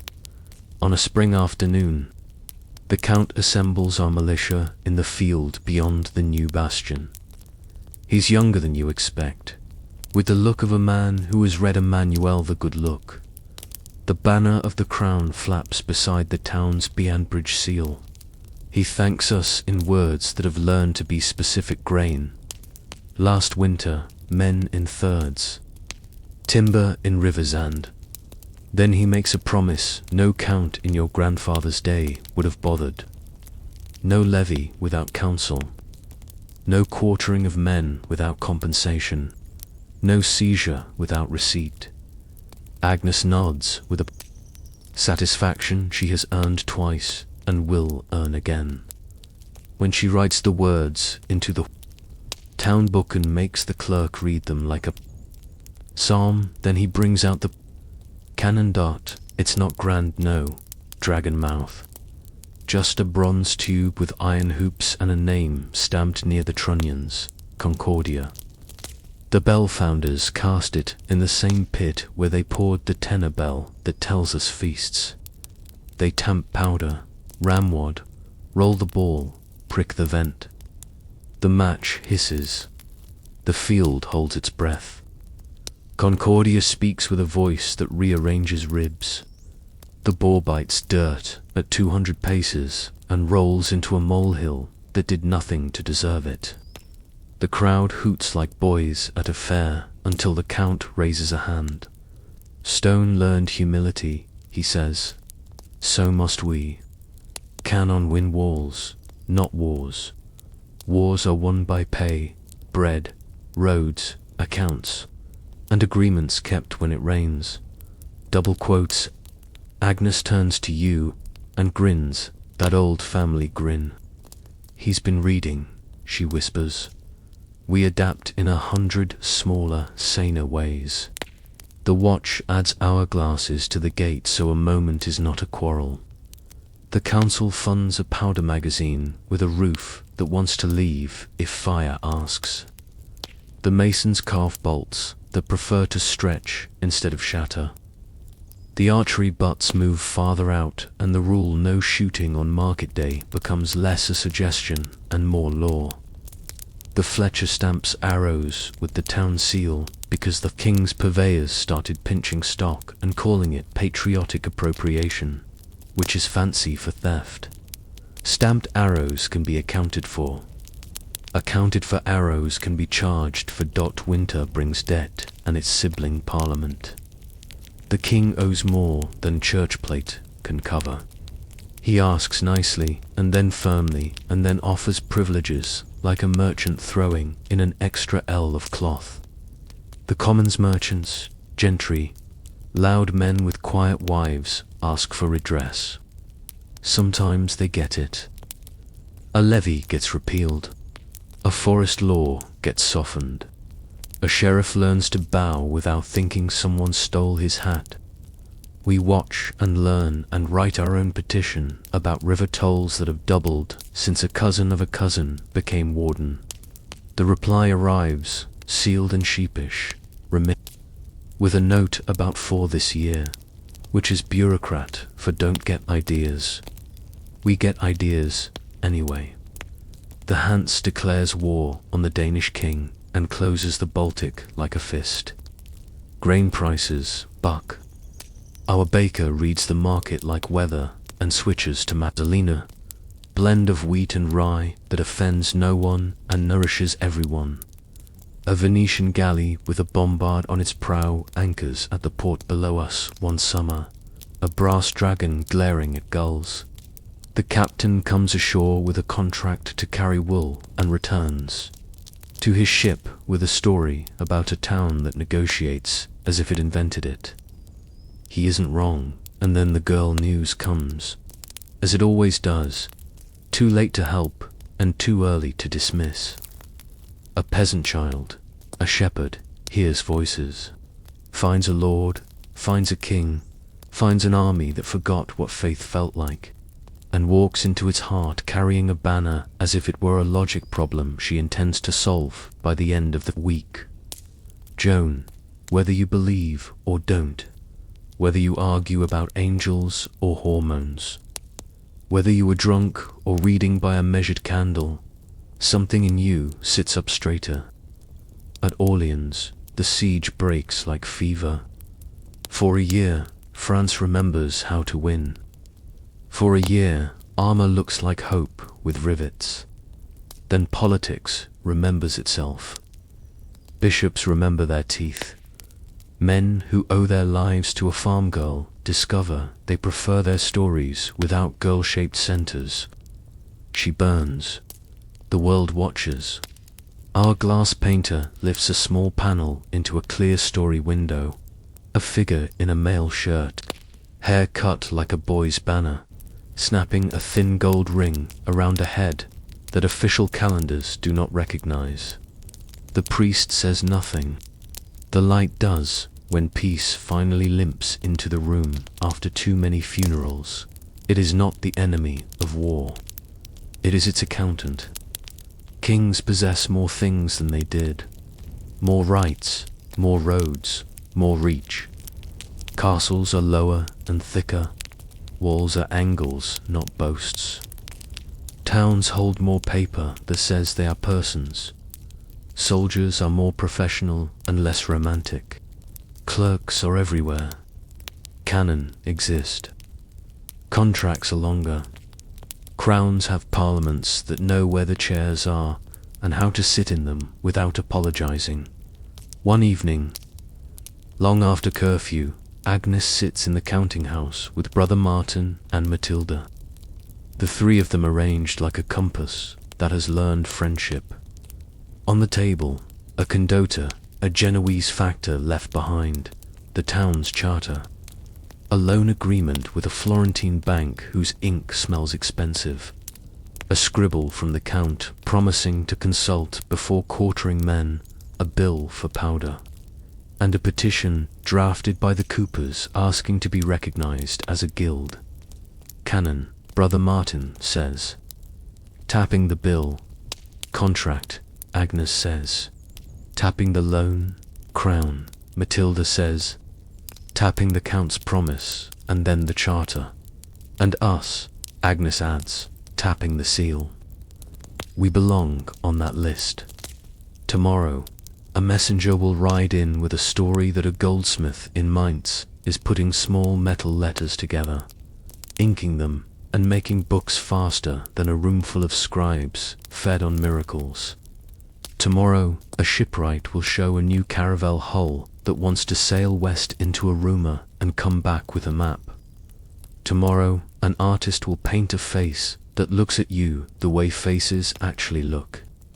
And a banker will invent a trick for moving money that will make kings feel immortal for a month. But tonight, Harold's cross holds what it has won and what it has learned. Gunpowder that requires discipline. Contracts that require memory. Crowns that require supervision. And a habit of we that has outlived famine, fever, and foolishness. The bell rings, the hour. Not God's hour, not the king's hour. Hour, argued into being, cast in bronze, wound by hand, pull the blanket up. In the morning, the press will start to whisper, and ink will learn to multiply. After that, the map will widen beyond what our grandfathers thought polite. 2 more chapters to go. Part 11, Ink and Discovery, Printing, Princes, and the Edge of the World, and Part 12, The Door Opens, Renaissance Dreams, and the Thread into Us. Hold on. The Middle Ages, is about to hand the pen to someone who can make 1,000 voices speak at once. Asterisk. The rumor arrives as a contradiction. A scribe who doesn't tire. A peddler brings it first. The kind of man who sells needles and news with equal profit. In mines, he says, a goldsmith has taught metal to speak. He mimes letters with his fingers, little blocks like teeth. He inked them, pressed them, and out came a page as crisp as morning frost again and again. Always the same. Someone laughs, because that's what you do when magic wears an apron. Someone else goes quiet because again and again is a phrase with economics attached by autumn. The contradiction becomes a crate. Asterisk. It lands in Herald's Cross with a thump that shakes dust from the counting house rafters. A press, apart and careful. A chest of type, neat soldiers ready to be mustered. Cases for sorts. Composing sticks. Ink like midnight with bones ground into it. Paper that smells of linen's afterlife. The man who brings it is not a peddler, but a printer. And he is exactly what you hoped and feared. A goldsmith by trade, a mechanic by nature, a reader by appetite, and a salesman by necessity. His name is Johann from Cologne, because the road makes cousins of cities. He rents a workshop off the market ground floor for the press. Loft for proofs and hangs a sign that says, Impressum, in letters, he cast himself, Agnes. Older now, hair silvering toward the color of parchment margins. Visits on the first day, he's brave enough to ink the platen. He walks her through the craft like a proud child showing a tower of blocks, typeset backward, locked in a chase. Ink dabbed with beaters of dogskin, stuffed with wool, paper laid. The bar pulled, the press sighing, the reveal black on white, sharp as a bell. She runs a finger lightly, she's no fool, across the wet letter, then looks at him as if his suggested time can be stored. What will you print? She asks. He grins. What will you pay me to print? The law, she says, without missing a beat. Broadsides for weights and measures, notices for market days, schedules for ferry and bridge tolls, the charter renewed, bylaws revised, and books reckoning books, formularies for contracts, a little grammar, a psalter with a font old eyes confined in winter. He nods, relieved. He had hoped for indulgences. They are a pressman's bread in many towns, but policy tastes better and lasts longer. And if a bishop asks for permission to inspect before the ink dries, he ventures. Agnes smiles, the smile that has talked down taxman and talked up artisans for 30 years. We invite him to bless the press, she says. Then we print the blessing, too. The town learns the new rhythm quickly. Where once notices went up in a hand so personal only the clerk and his dog could read it. Now broadsides bloom on the market post clean, authoritative, legible at a distance. The assize of bread becomes more than a rumor of weights. It's a checklist mothers use at the baker's stall. Quarantine rules, honed by plague and arithmetic, get printed and hung at the gate with a border of woodcut ivy that makes obedience feel like belonging. The bell schedule market, curfew, watch changes appears as a sheet so ubiquitous even the inn's laziest. Barmaid knows when to throw out a drunk with the authority of typography. Books multiply like ideas in a warm room. Brother Martin brings algorithm tables and mercantile arithmetic he had copied for years by hand. By almost a dozen apprentices in half a dozen shops own reckoning books with the same clear problems and the same honest answers. A primer alphabet, Paternoster Avenue, and a harvest of small word cells for the price of a pair of shoes. The psalter Agnes requested gets set in a large textura that makes old eyes cry grateful tears. Children in the grammar school crowd the press door to watch their first ABCs stack into a sentence. The master raps knuckles less, smiles more. Woodcuts work their own revolution. Pictures, once the gated garden of churches and the wealthy, jump fences.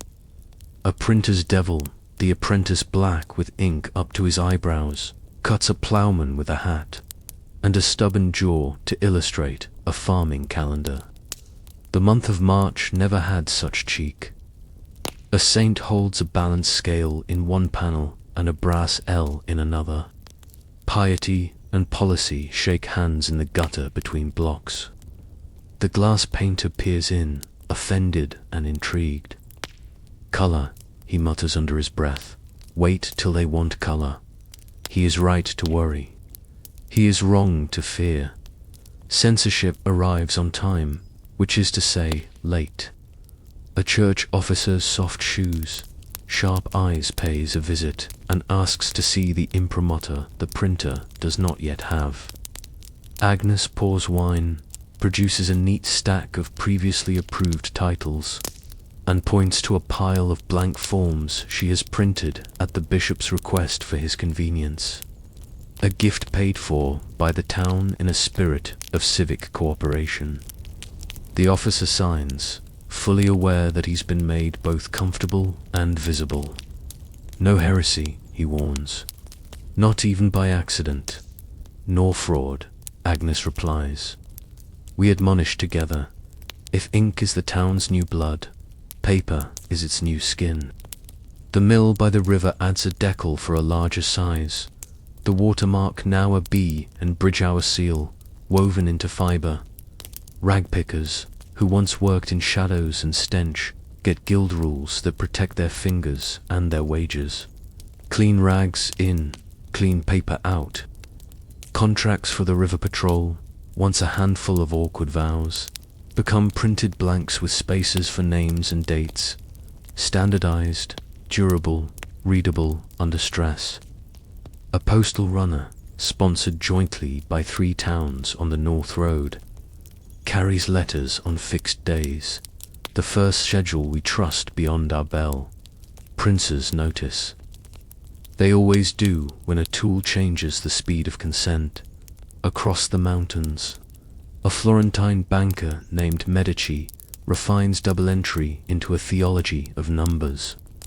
His factors learn to read our printed contracts as if they were their own. A branch opens in a larger city, downriver, and suddenly bills of exchange move like fish in a current weakened chart. In France, Louis XI, the Spider King, fingers in every web uses posts and presses as much as pikes. He prints edicts that reach the edges before his enemies can deny them. In Spain, Ferdinand and Isabella finish a long war in Granada and test unity with tools sharp as sermons, edicts, inquisitions, permissions. Our town reads the ripples on the trade routes as if they were weather. More wool south, fewer books north. Sugar moving in loaves larger than conscience. Exploration stops being a tavern boast and becomes a balance sheet. In Portugal, a prince with a taste for charts and reek, whom foreigners will call the navigator funds voyagers that push along the edge of maps where cartographers used to draw dragons for lack of data. Shipwrights refine the caravella hull that skims and shoulders wind like an idea that won't take no. The Latines sell triangular, argumentative lets ships tack into ambition. A magnetic compass, quiet as a coin, sits in a box on a gimbal and points to an invisible north that the sky sometimes refuses to show. An astrolabe, flat brass thought, with a hole for a string measures. Altitude and humbles captains who thought they could guess. Port Tolan charts coasts stitched with rum lines multiply in our printer's shop by special order. Woodcut lines precise enough to get you to Lisbon, lucky enough to get you back. Investors grow bolder. A shipwright passing through unrolls a plan on our guildhall table, 2 masts. Fore and aft, sail aft, square sail forward, a stern post rudder that answers like a polite horse. He wants backers for a venture down the African coast, beyond the green sea of darkness that isn't dark if you bring enough water and nerve. Agnes, who financed bridges and mills and powder magazines with contracts and hope, listens and does a new kind of math. Voyage risk, crew wages, insurance premium, expected pepper. She invites the Medici factor for wine. He brings a policy with clauses about storms and God that read like someone's bedtime stories went wrong. We sign anyway, in halves and fifths, because even a small share of a returned spice cargo smells like a church that knows good soup. Meanwhile, the map of heaven shifts half a degree toward earthly curiosity. A young man with ink still on his fingers reads Ptolemia. Greek geographer, resurrected through Arabic translations and Latin costumes, declares that the world can be gridded with latitude and longitude, not just guessed with days and stories. He convinces the council to fund a meridian marker in the square jest, a line of brass set in stone, noon proving itself when the sun draws it thin. Children play shadow games with it in summer and learn, through laughter, that the earth keeps promises. News rides on post roads the way authority rides on banners. A royal courier now stops at our gate by habit, changing horses at a post house that smells of hay and rumour. He brings proclamations printed in the capital war here, peace there. Taxes everywhere, and he sees something that makes him squint. Our printers counter proclamations with names like a fabric pattern. Guild responses to statutes, edicts, posted alongside exemptions we argued for and won. Governance becomes a dialogue on paper. Ink meets ink. Sometimes the page agrees with itself. We are not saints about this new power. Slander finds type like a bee finds clover. A jealous guildmaster pays for a broadside that paints a rival as a cheat. It sells well until the rival buys the next day's ink and a satirical woodcut has the town. Howling with a justice laughter sometimes remembers better than law does. Agnes persuades Johann to keep a register of who paid for what. Ledger of accountability that could get him roasted if power gets angry, and will save him if it gets fair. He keeps it hidden under a plank, with a small cross over the hiding place because God notices columns. 2. Books of piety still outsell everything in winter, but pragmatism eats market share. A book of remedies, Matilda's recipes cleaned up and admitted into Latin, and then back into the local tongue sits beside the household reckoner at the pressman's stall. A shepherd's calendar reminds men too proud to listen to the sky that St. Swithin's Day sometimes predicts weather and sometimes predicts fights about weather. A cookbook compiled by the inn's eldest daughter, who knows the price of nutmeg and the value of a stew that doesn't offend 10 pilgrims at once, goes through 3 editions. The printer adds woodcut fish and fennel and watches coins swim into his till. Humanism walks into town in boots that have done real miles. A Dutch scholar, travelling light and writing heavy Erasmus, not famous yet, but already ready, sleeps in our university alley and drinks beer that gives him opinions. He reads with Agnes in the counting house by lamplight and says things like, "Let us add your phone cheese to the sauces," and Agnes, who believes in both springs and transparency, nods. He leaves behind a letter in a fine, exasperated hand that says, essentially, be kinder and smarter, which is not new but looks different when written by a man who has the nerve to suggest it to bishops and barbers alike. Meanwhile, princes play the long game with monopoly and monarchy. In England, wars of roses end with a king who counts Henry Tudor, puts exchequer on a diet and customs on a leash. In France, the post-plague spider's web holds. Mercenary companies become ordnance companies, soldiers who train in peacetime for a king's time that is permanent. In Spain, Castile marries Aragon, and their Reyes Catalicos turn kingdoms into something like a state, banners into policy, tides into sinews. They also knit persecution into their fabric. Our town argues at the bench under the plane tree about what it means to honor God without shattering neighbors. We decide, again, to be a place where persecution cannot find a purchase. The watch captain nails the edict to the gate with a hammer that rings like a vow. The press whispers one more rumor, and this one will shove the world. A Genoese weaver's son named Cristoforo, fond of maps and the word west, thinks there's a shorter road to Chipangu if only kings would trust the curve of the earth and the stubbornness of his chin. Our investor syndicate listens, measures, smiles thinly.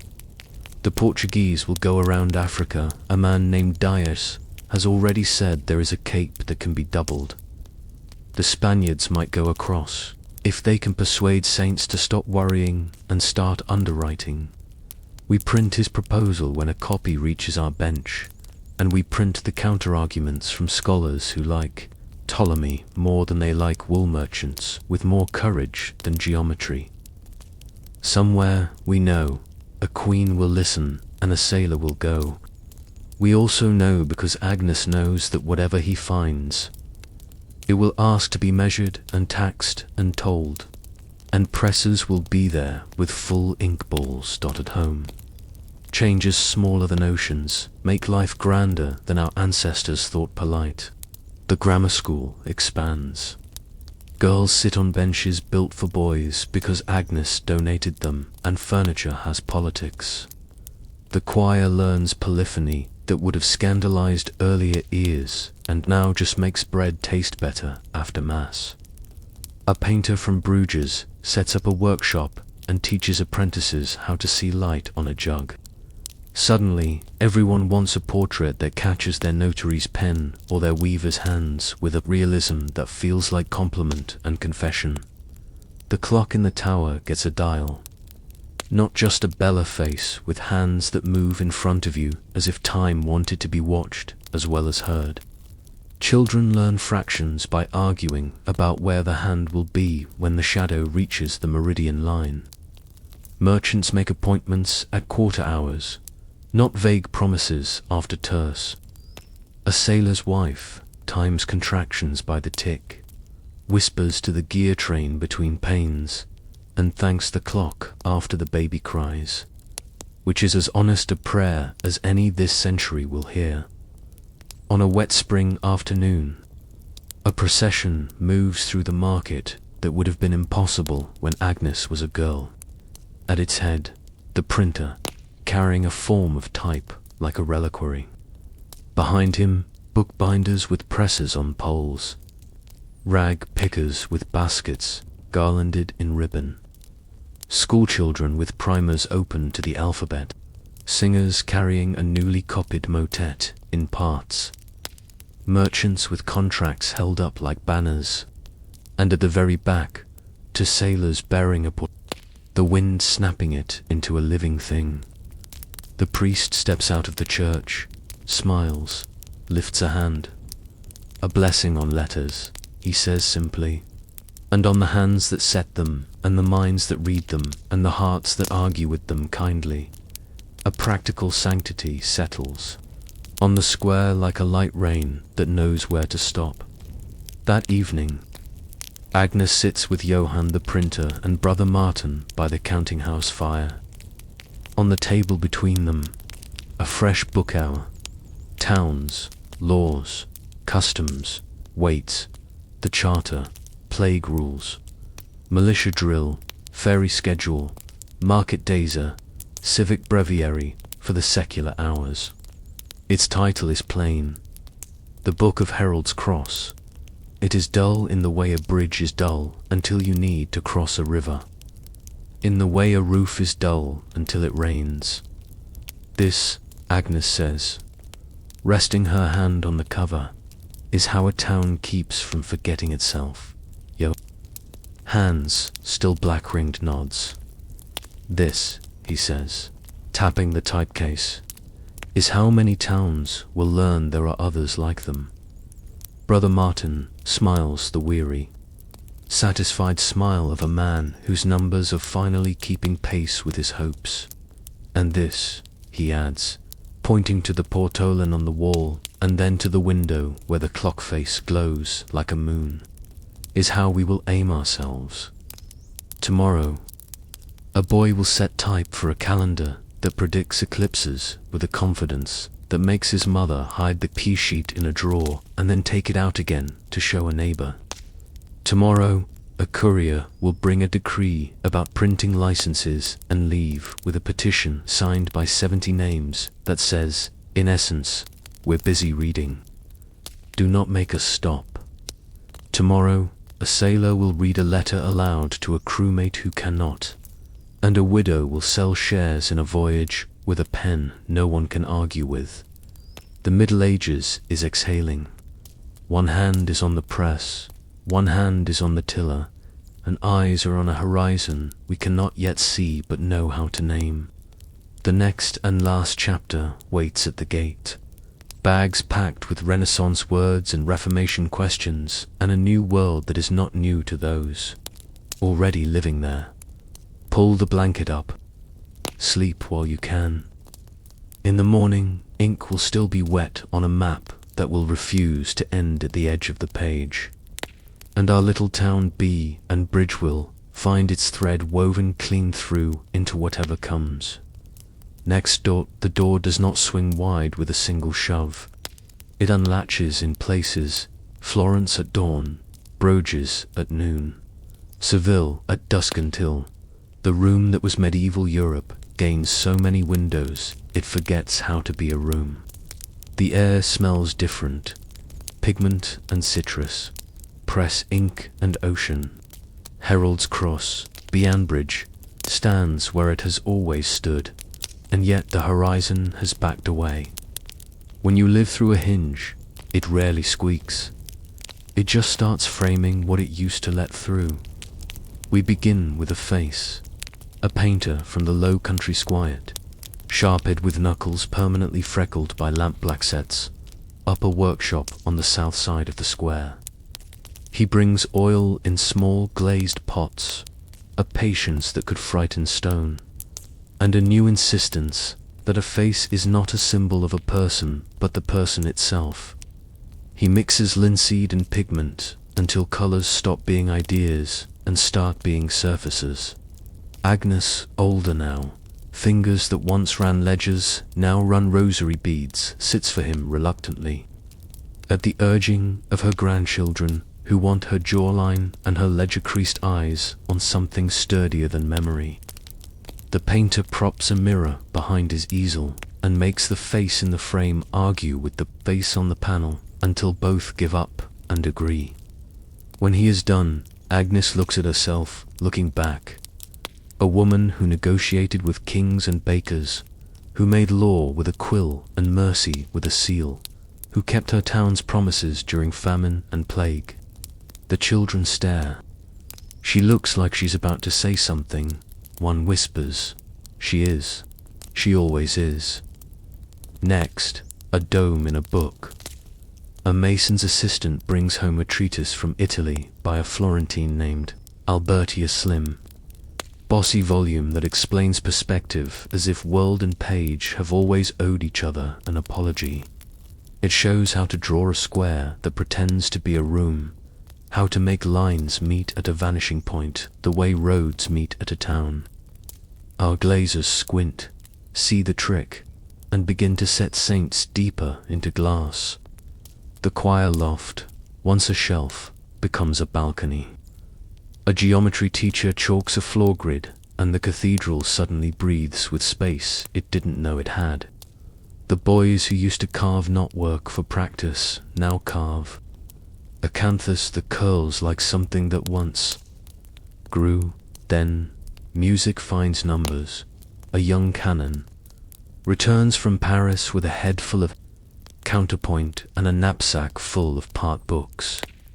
He writes a mass for Herald's Cross, in which the old chant becomes a cantus firmasa, spine and new lines. Climb it like vines, careful and daring. He teaches the choir to count rests and to treat dissonance like spice measured, meaningful, never accidental. On Easter, when the final Amen blooms into 3 parts that find each other in mid-air and hold, even the butcher's sons stand still. The bell in the Tower Concordia's sister rings after, not because it must, but because it wants to. Asterisk. Meanwhile, the press stops whispering and starts conversing. Johann from Cologne now prints not only law and ledgers but Plutarch's lives in a hand that looks like it knows the men personally. He prints a thin Cato for schoolboys, and women buy it anyway. He prints a book of letters by a scholar named Petrarch, who loved old Rome so much he made Latin blush. He prints, cautiously at first, a Greek grammar, because more and more humanists pass through carrying tongues like locksmiths' kits. Ad fontes, they say too. The sources, and Agnes smiles because she spent a life insisting on the same thing for weights and measures. Money decides to look like confidence. Coins grow thicker and cleaner. Milled edges begin to bite fingers. Monarchs commission profiles that do not lie. Our town mints a token of its own for market days, a B and a bridge on one side, a scale and an L on the other end, discovers the subtle politics of trusted small change. The Medici factor, now grey at the temples, installs a ledger with columns straight enough to shame sermons. He talks credit and discount to men who once counted only in sacks and size. He arranges a public loan for the crown that's backed not just by the promise of a war ending, but by customs receipts. Printed on paper with watermarks you can see if you hold them to the light. Forgery becomes both art and felony. Johann prints warning broadsides with examples of counterfeit florins that are as beautiful as the real thing, which complicates the lesson. Out on the sea, rumors sprout masts. Dias has rounded the Cape storms like gods. Currents like grudges, and Da Gama drags Europe behind him all the way to Calicut, coming home with pepper that tastes of certainty and contracts that tastes of arguments. In Seville, Columbus, our tavern's favorite argument with boot, sails west on a story and returns with islands that are not India and people who are not stories. Our town, landlocked and practical, feels the tug long before it sees the ropes. Sugar arrives in loaves that look like architecture. Dyes arrive that make our blues feel suddenly provincial. Diseases travel unseen along routes only navigation charts can confess. Silver will soon start to pour from a mountain with a hole in it so deep it will echo in our tax rates to generations. Hence, we do not understand the scale yet. We do understand the math. Brother Martin's, successor of Spoken, Steelard teaches trigonometry to boys who thought triangles were only for rafters. He shows them sine and cosine, angles and arcs, and suddenly sailors and masons speak a common dialect. He copies a manuscript from a Polish canon named Copernic, with the care of someone who has found a spider web holding a planet. The sun at the center, the earth moving. He keeps it quiet. The town keeps it kind. The stars don't mind either way. They continue burning. A girl, because there is always a girl, walks into the grammar school and asks to stay. She is not a grand experiment. She is martyr, daughter of a bookbinder, fingers nimble, memory quick. Agnes, the ledger, now a family heirloom, and the seal heavy in a chest, brings her to the master and says, "If she outcounts your best boy by Michaelmas, keep her. If not, I will pay the year." And she copied receipts in the counting house until she marries a better prospect than ignorance. The master accepts, half because he knows a challenge when he hears one, half because he has a granddaughter who asks questions he cannot answer. By Michaelmas, Marta is factoring sums audible from the street. She stays. The classroom shifts a degree. The town barely notices. That is how revolutions prefer to happen when they intend to last. Religion walks into the square with a hammer. A monk in Saxony named Luther complains at the speed of print. Indulgences feel like taxes that purchased velvet. His theses cross borders faster than plagues used to. Johann prints a set because the bishop's man demanded a rebuttal.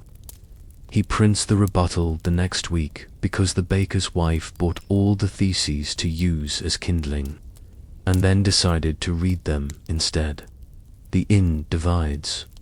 This table for loyalty, that alcove for reform. A stool in the corner for I don't knows, who drink twice as much and tip more gently. Our priest preaches conscience and charity. Two ropes that hold, while the rest of Christendom learns how much strain doctrine can take. We learn new words, Renaissance, which feels like flattery you pay yourself, and sometimes like the right-sized coat. Reformation, which feels like cleaning day, and sometimes like arson.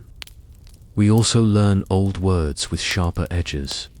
Tolerance, heresy, grace, works, usury, equity, tyranny. The council passes a resolution it calls the peace of the market. No disputes of doctrine on market day within earshot of the bread stalls.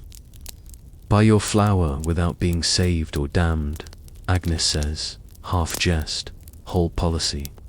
It largely works, because hunger outranks metaphysics until Vespers. Printing grows teeth and manners. We issue a town license. Names of printers on every sheet, dates at the bottom, fines for lies that cost lives. Johann protests, mildly, as is his nature, and then thanks us privately because clarity protects him from people who think censorship and taste are synonyms. He takes an apprentice from Lion who brings Roman type, clean as the edge of a coin, and italic, playful and fast. Textura retreats to psalters and pomp. Humanist letters take over the law. The page breathes differently, margins wide enough for notes, lines spaced for eyes that work late. Knowledge moves from lecture hall to bench to bedside, with the speed of a boy on an errand who knows where every alley turns. The university alley grows into a college 2 courtyards, a hall, a library with chains that are not insults but insurance. On a shelf near the window, Euclid, Galen, Pliny, Augustine, and, increasingly, new men who dare to correct them, which is impertinence when foolish and courage when right. In the yard, a dissection happens behind screens with permission and reverence. Matilda's grand apprentice holds a rib like a bridge in his hands and sees how it springs from a spine. He goes home and invents a brace that sets a broken chest in a way that keeps a man breathing. He writes it up. Johann prints it. A town 2 valleys away saves 5 men the next winter. That is how the Renaissance works when it's at its best. Vanity spending itself into utility and leaving kindness in its ledger. Law learns manners. The Count dies. His son arrives with a cloak trimmed in fashion and a treaty trimmed in caution. He brings a standing army with drilled pikes and a cannon that calls itself prudence. He brings, also, a curiosity about our town's famous book. Agnes's granddaughter, there's always a granddaughter, reads him our charter in a voice that has learned how to make parchment sound inevitable. He asks for troops in spring. We ask for roads in winter. He asks for loans at good terms. We ask for jurisdiction in small cases, and the right to hang our own lanterns and our own criminals. He signs, counting votes as carefully as beads. A notary copies the treaty in a hand that looks like architecture. We hang it in the Guildhall, and in the cathedral, and at the gate. It is not iron, but it is stronger.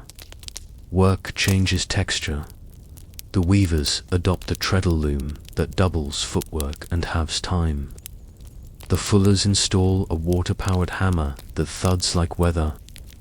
The miller reads a pamphlet on gearing ratios and stops guessing in favor of improved teeth. The smith buys a screw from Nuremberg that turns pressure into politeness. The glasshouse experiments with crown glass, spinning a disc until it lies down flat. Windows grow larger. Rooms grow brighter. Faces grow honest. None of this is heroic. All of it is decisive. Leisure secretly becomes education. A troop rolls into town, not jonglers this time, but players with a wagon that hides costumes and a stage like a leaf that folds open. They perform a play in which a merchant's daughter outsmarts a courtroom and a pound of flesh becomes a sermon about mercy and law. Half the town applauds the wit. The other half writes letters to cousins about the improper wig. The printer sells 6 copies of the script to amateurs who intend to perform it in the inn next feast day.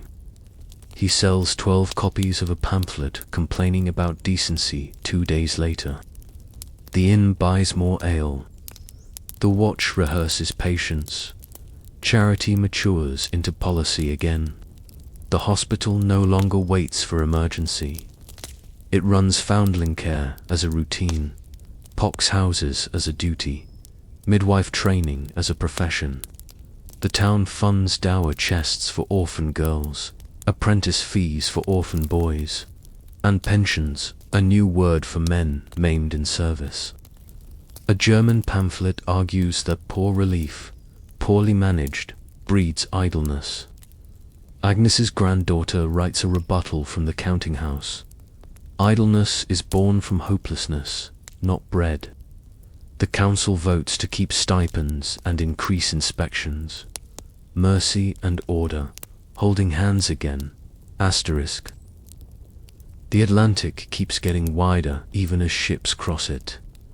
News arrives as lists, islands, capes, rivers, peoples, spices, metals. Then as letters, hunger, scurvy, storms, or violence.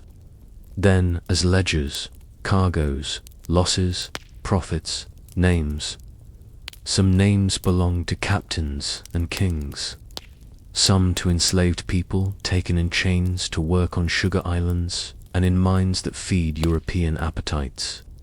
In the Guildhall, under the Bian Bridge, the town argues like a family in a kitchen too small for this much heat.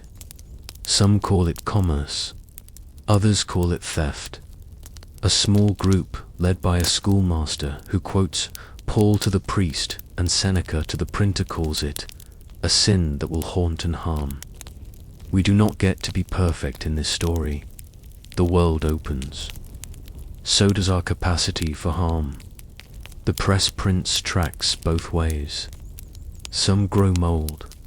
Some grow roots. Remember this. Moral progress is not a single door. It's an alley with many doors, some locked from the inside. On a spring night that smells of rain and yeast. The clock in the tower hiccups, then strikes 13 by accident. The town laughs the next morning, relieved to discover the machine is mortal. Johann hangs a broadside titled On the Fallibility of Clocks and sells out by noon. The clockmaker posts a polite explanation about escapements and factors, and the baker adds an extra loaf to each dozen in solidarity because time owes us all favors. The bell rings correctly at sec. The world keeps turning. One last scene, because stories deserve benches to sit on. It's market day. The square is the kind of busy that makes memory look underdressed. Stalls of sugar loaves and saffron, paper fans from Venice, knives so sharp they worry their own sheaths, bolts of silk that behave like poured twilight. At one end, the players rehearse a scene where a prince wonders whether to be his indecision already a commodity. At the other, the choir runs a new motet, children's voices braided into men's like rivers joining. Between them, a reading bench under the plane tree where a woman with grey hair and a firm voice reads this week's news. A treaty in Burgundy. A flood in the Low Countries. A new tax on salt 3 counties over booze.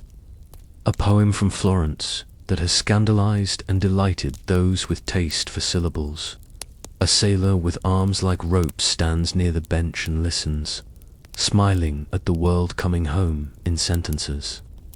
A weaver calculates silently what saffron will do to his dye vats. A rag picker fingers a sheet of fine rag paper and knows a shirt's afterlife will be better than its life. 2 children copy the Bianbridge seal into the dust and call it a game. You stand beside the counting house door, watching. On the lintel, above your head, are scratches made by hands long gone, Hannah's. Agnes's, the mason who measured the doorway when a taller cart demanded it. The clockmaker who used the ledge as a workbench one rainy morning. The printer who once propped a proof there to dry while he ate an apple. You run your fingers over the grooves and feel the 1,000-year thread, Roman road. Germanic warlord, bishop's messenger, Viking longship, Carolingian school. Crusader convoy, Hanskog, Flemish loom. Lombard ledger, Black Death beer, Swiss pike. Burgundian cloth, Hussite wagon, Medici bill. Portuguese caravel, Gutenberg press. Florentine perspective, Lutheran pamphlet. And quietly urgent as thunder very far away, murmur of new countenance and new questions. The thread is not unbroken. It is knotted and spliced, singed in places, thicker in others, but it holds. A child tugs your sleeve. Is it still the Middle Ages? She asks, serious, as if the answer will decide whether she must finish her primer before chasing pigeons. You think of answers easy and wrong. Then you point at the clock, the press, the portolan pinned like a pinned butterfly. The ledger with 2 columns that balance like a bridge. The painting of Agnes breathing on the wall, the choir note hanging like a lantern. The treaty parchment that made a count and a town neighbors instead of accidents. It's ours, you say. Whatever we call it. She nods, more satisfied than adults allow themselves to be, and runs toward the choir, because some answers are invitations. Tonight, candles will bloom in windows. A mother will read a psalm in a typeface her grandmother could not have imagined. A boy will copy a triangle and label its sides with letters from a language that crossed borders without a passport. A sailor will swear softly over a knot that refuses to behave and, in the next breath, pray over a sea that always does. The bell will ring the hour, then the quarter, then the hour again. Somewhere, a scholar will write a line that will make a pope and a printer argue. Somewhere else, a man will look at a woman in a painting and realize he has met a person, not a symbol. On a pier you will never see, a ship will lean into the dark and the future will lean back. You pull the blanket up. 2 hours ago, you woke on straw in a leaky hut and wondered if you would survive the day. Now you lie with a pillow under your neck and a roof that assumes it should keep promises. This was never a fairy tale of progress. It was work, fields and ledgers, walls and wells, bells and books, contracts and compassion, sometimes swords, often hands. The door is open now. The room behind it still matters. The steps to it still show where feet learned to be careful and brave. When you walk through, take the thread with you. It's not just history.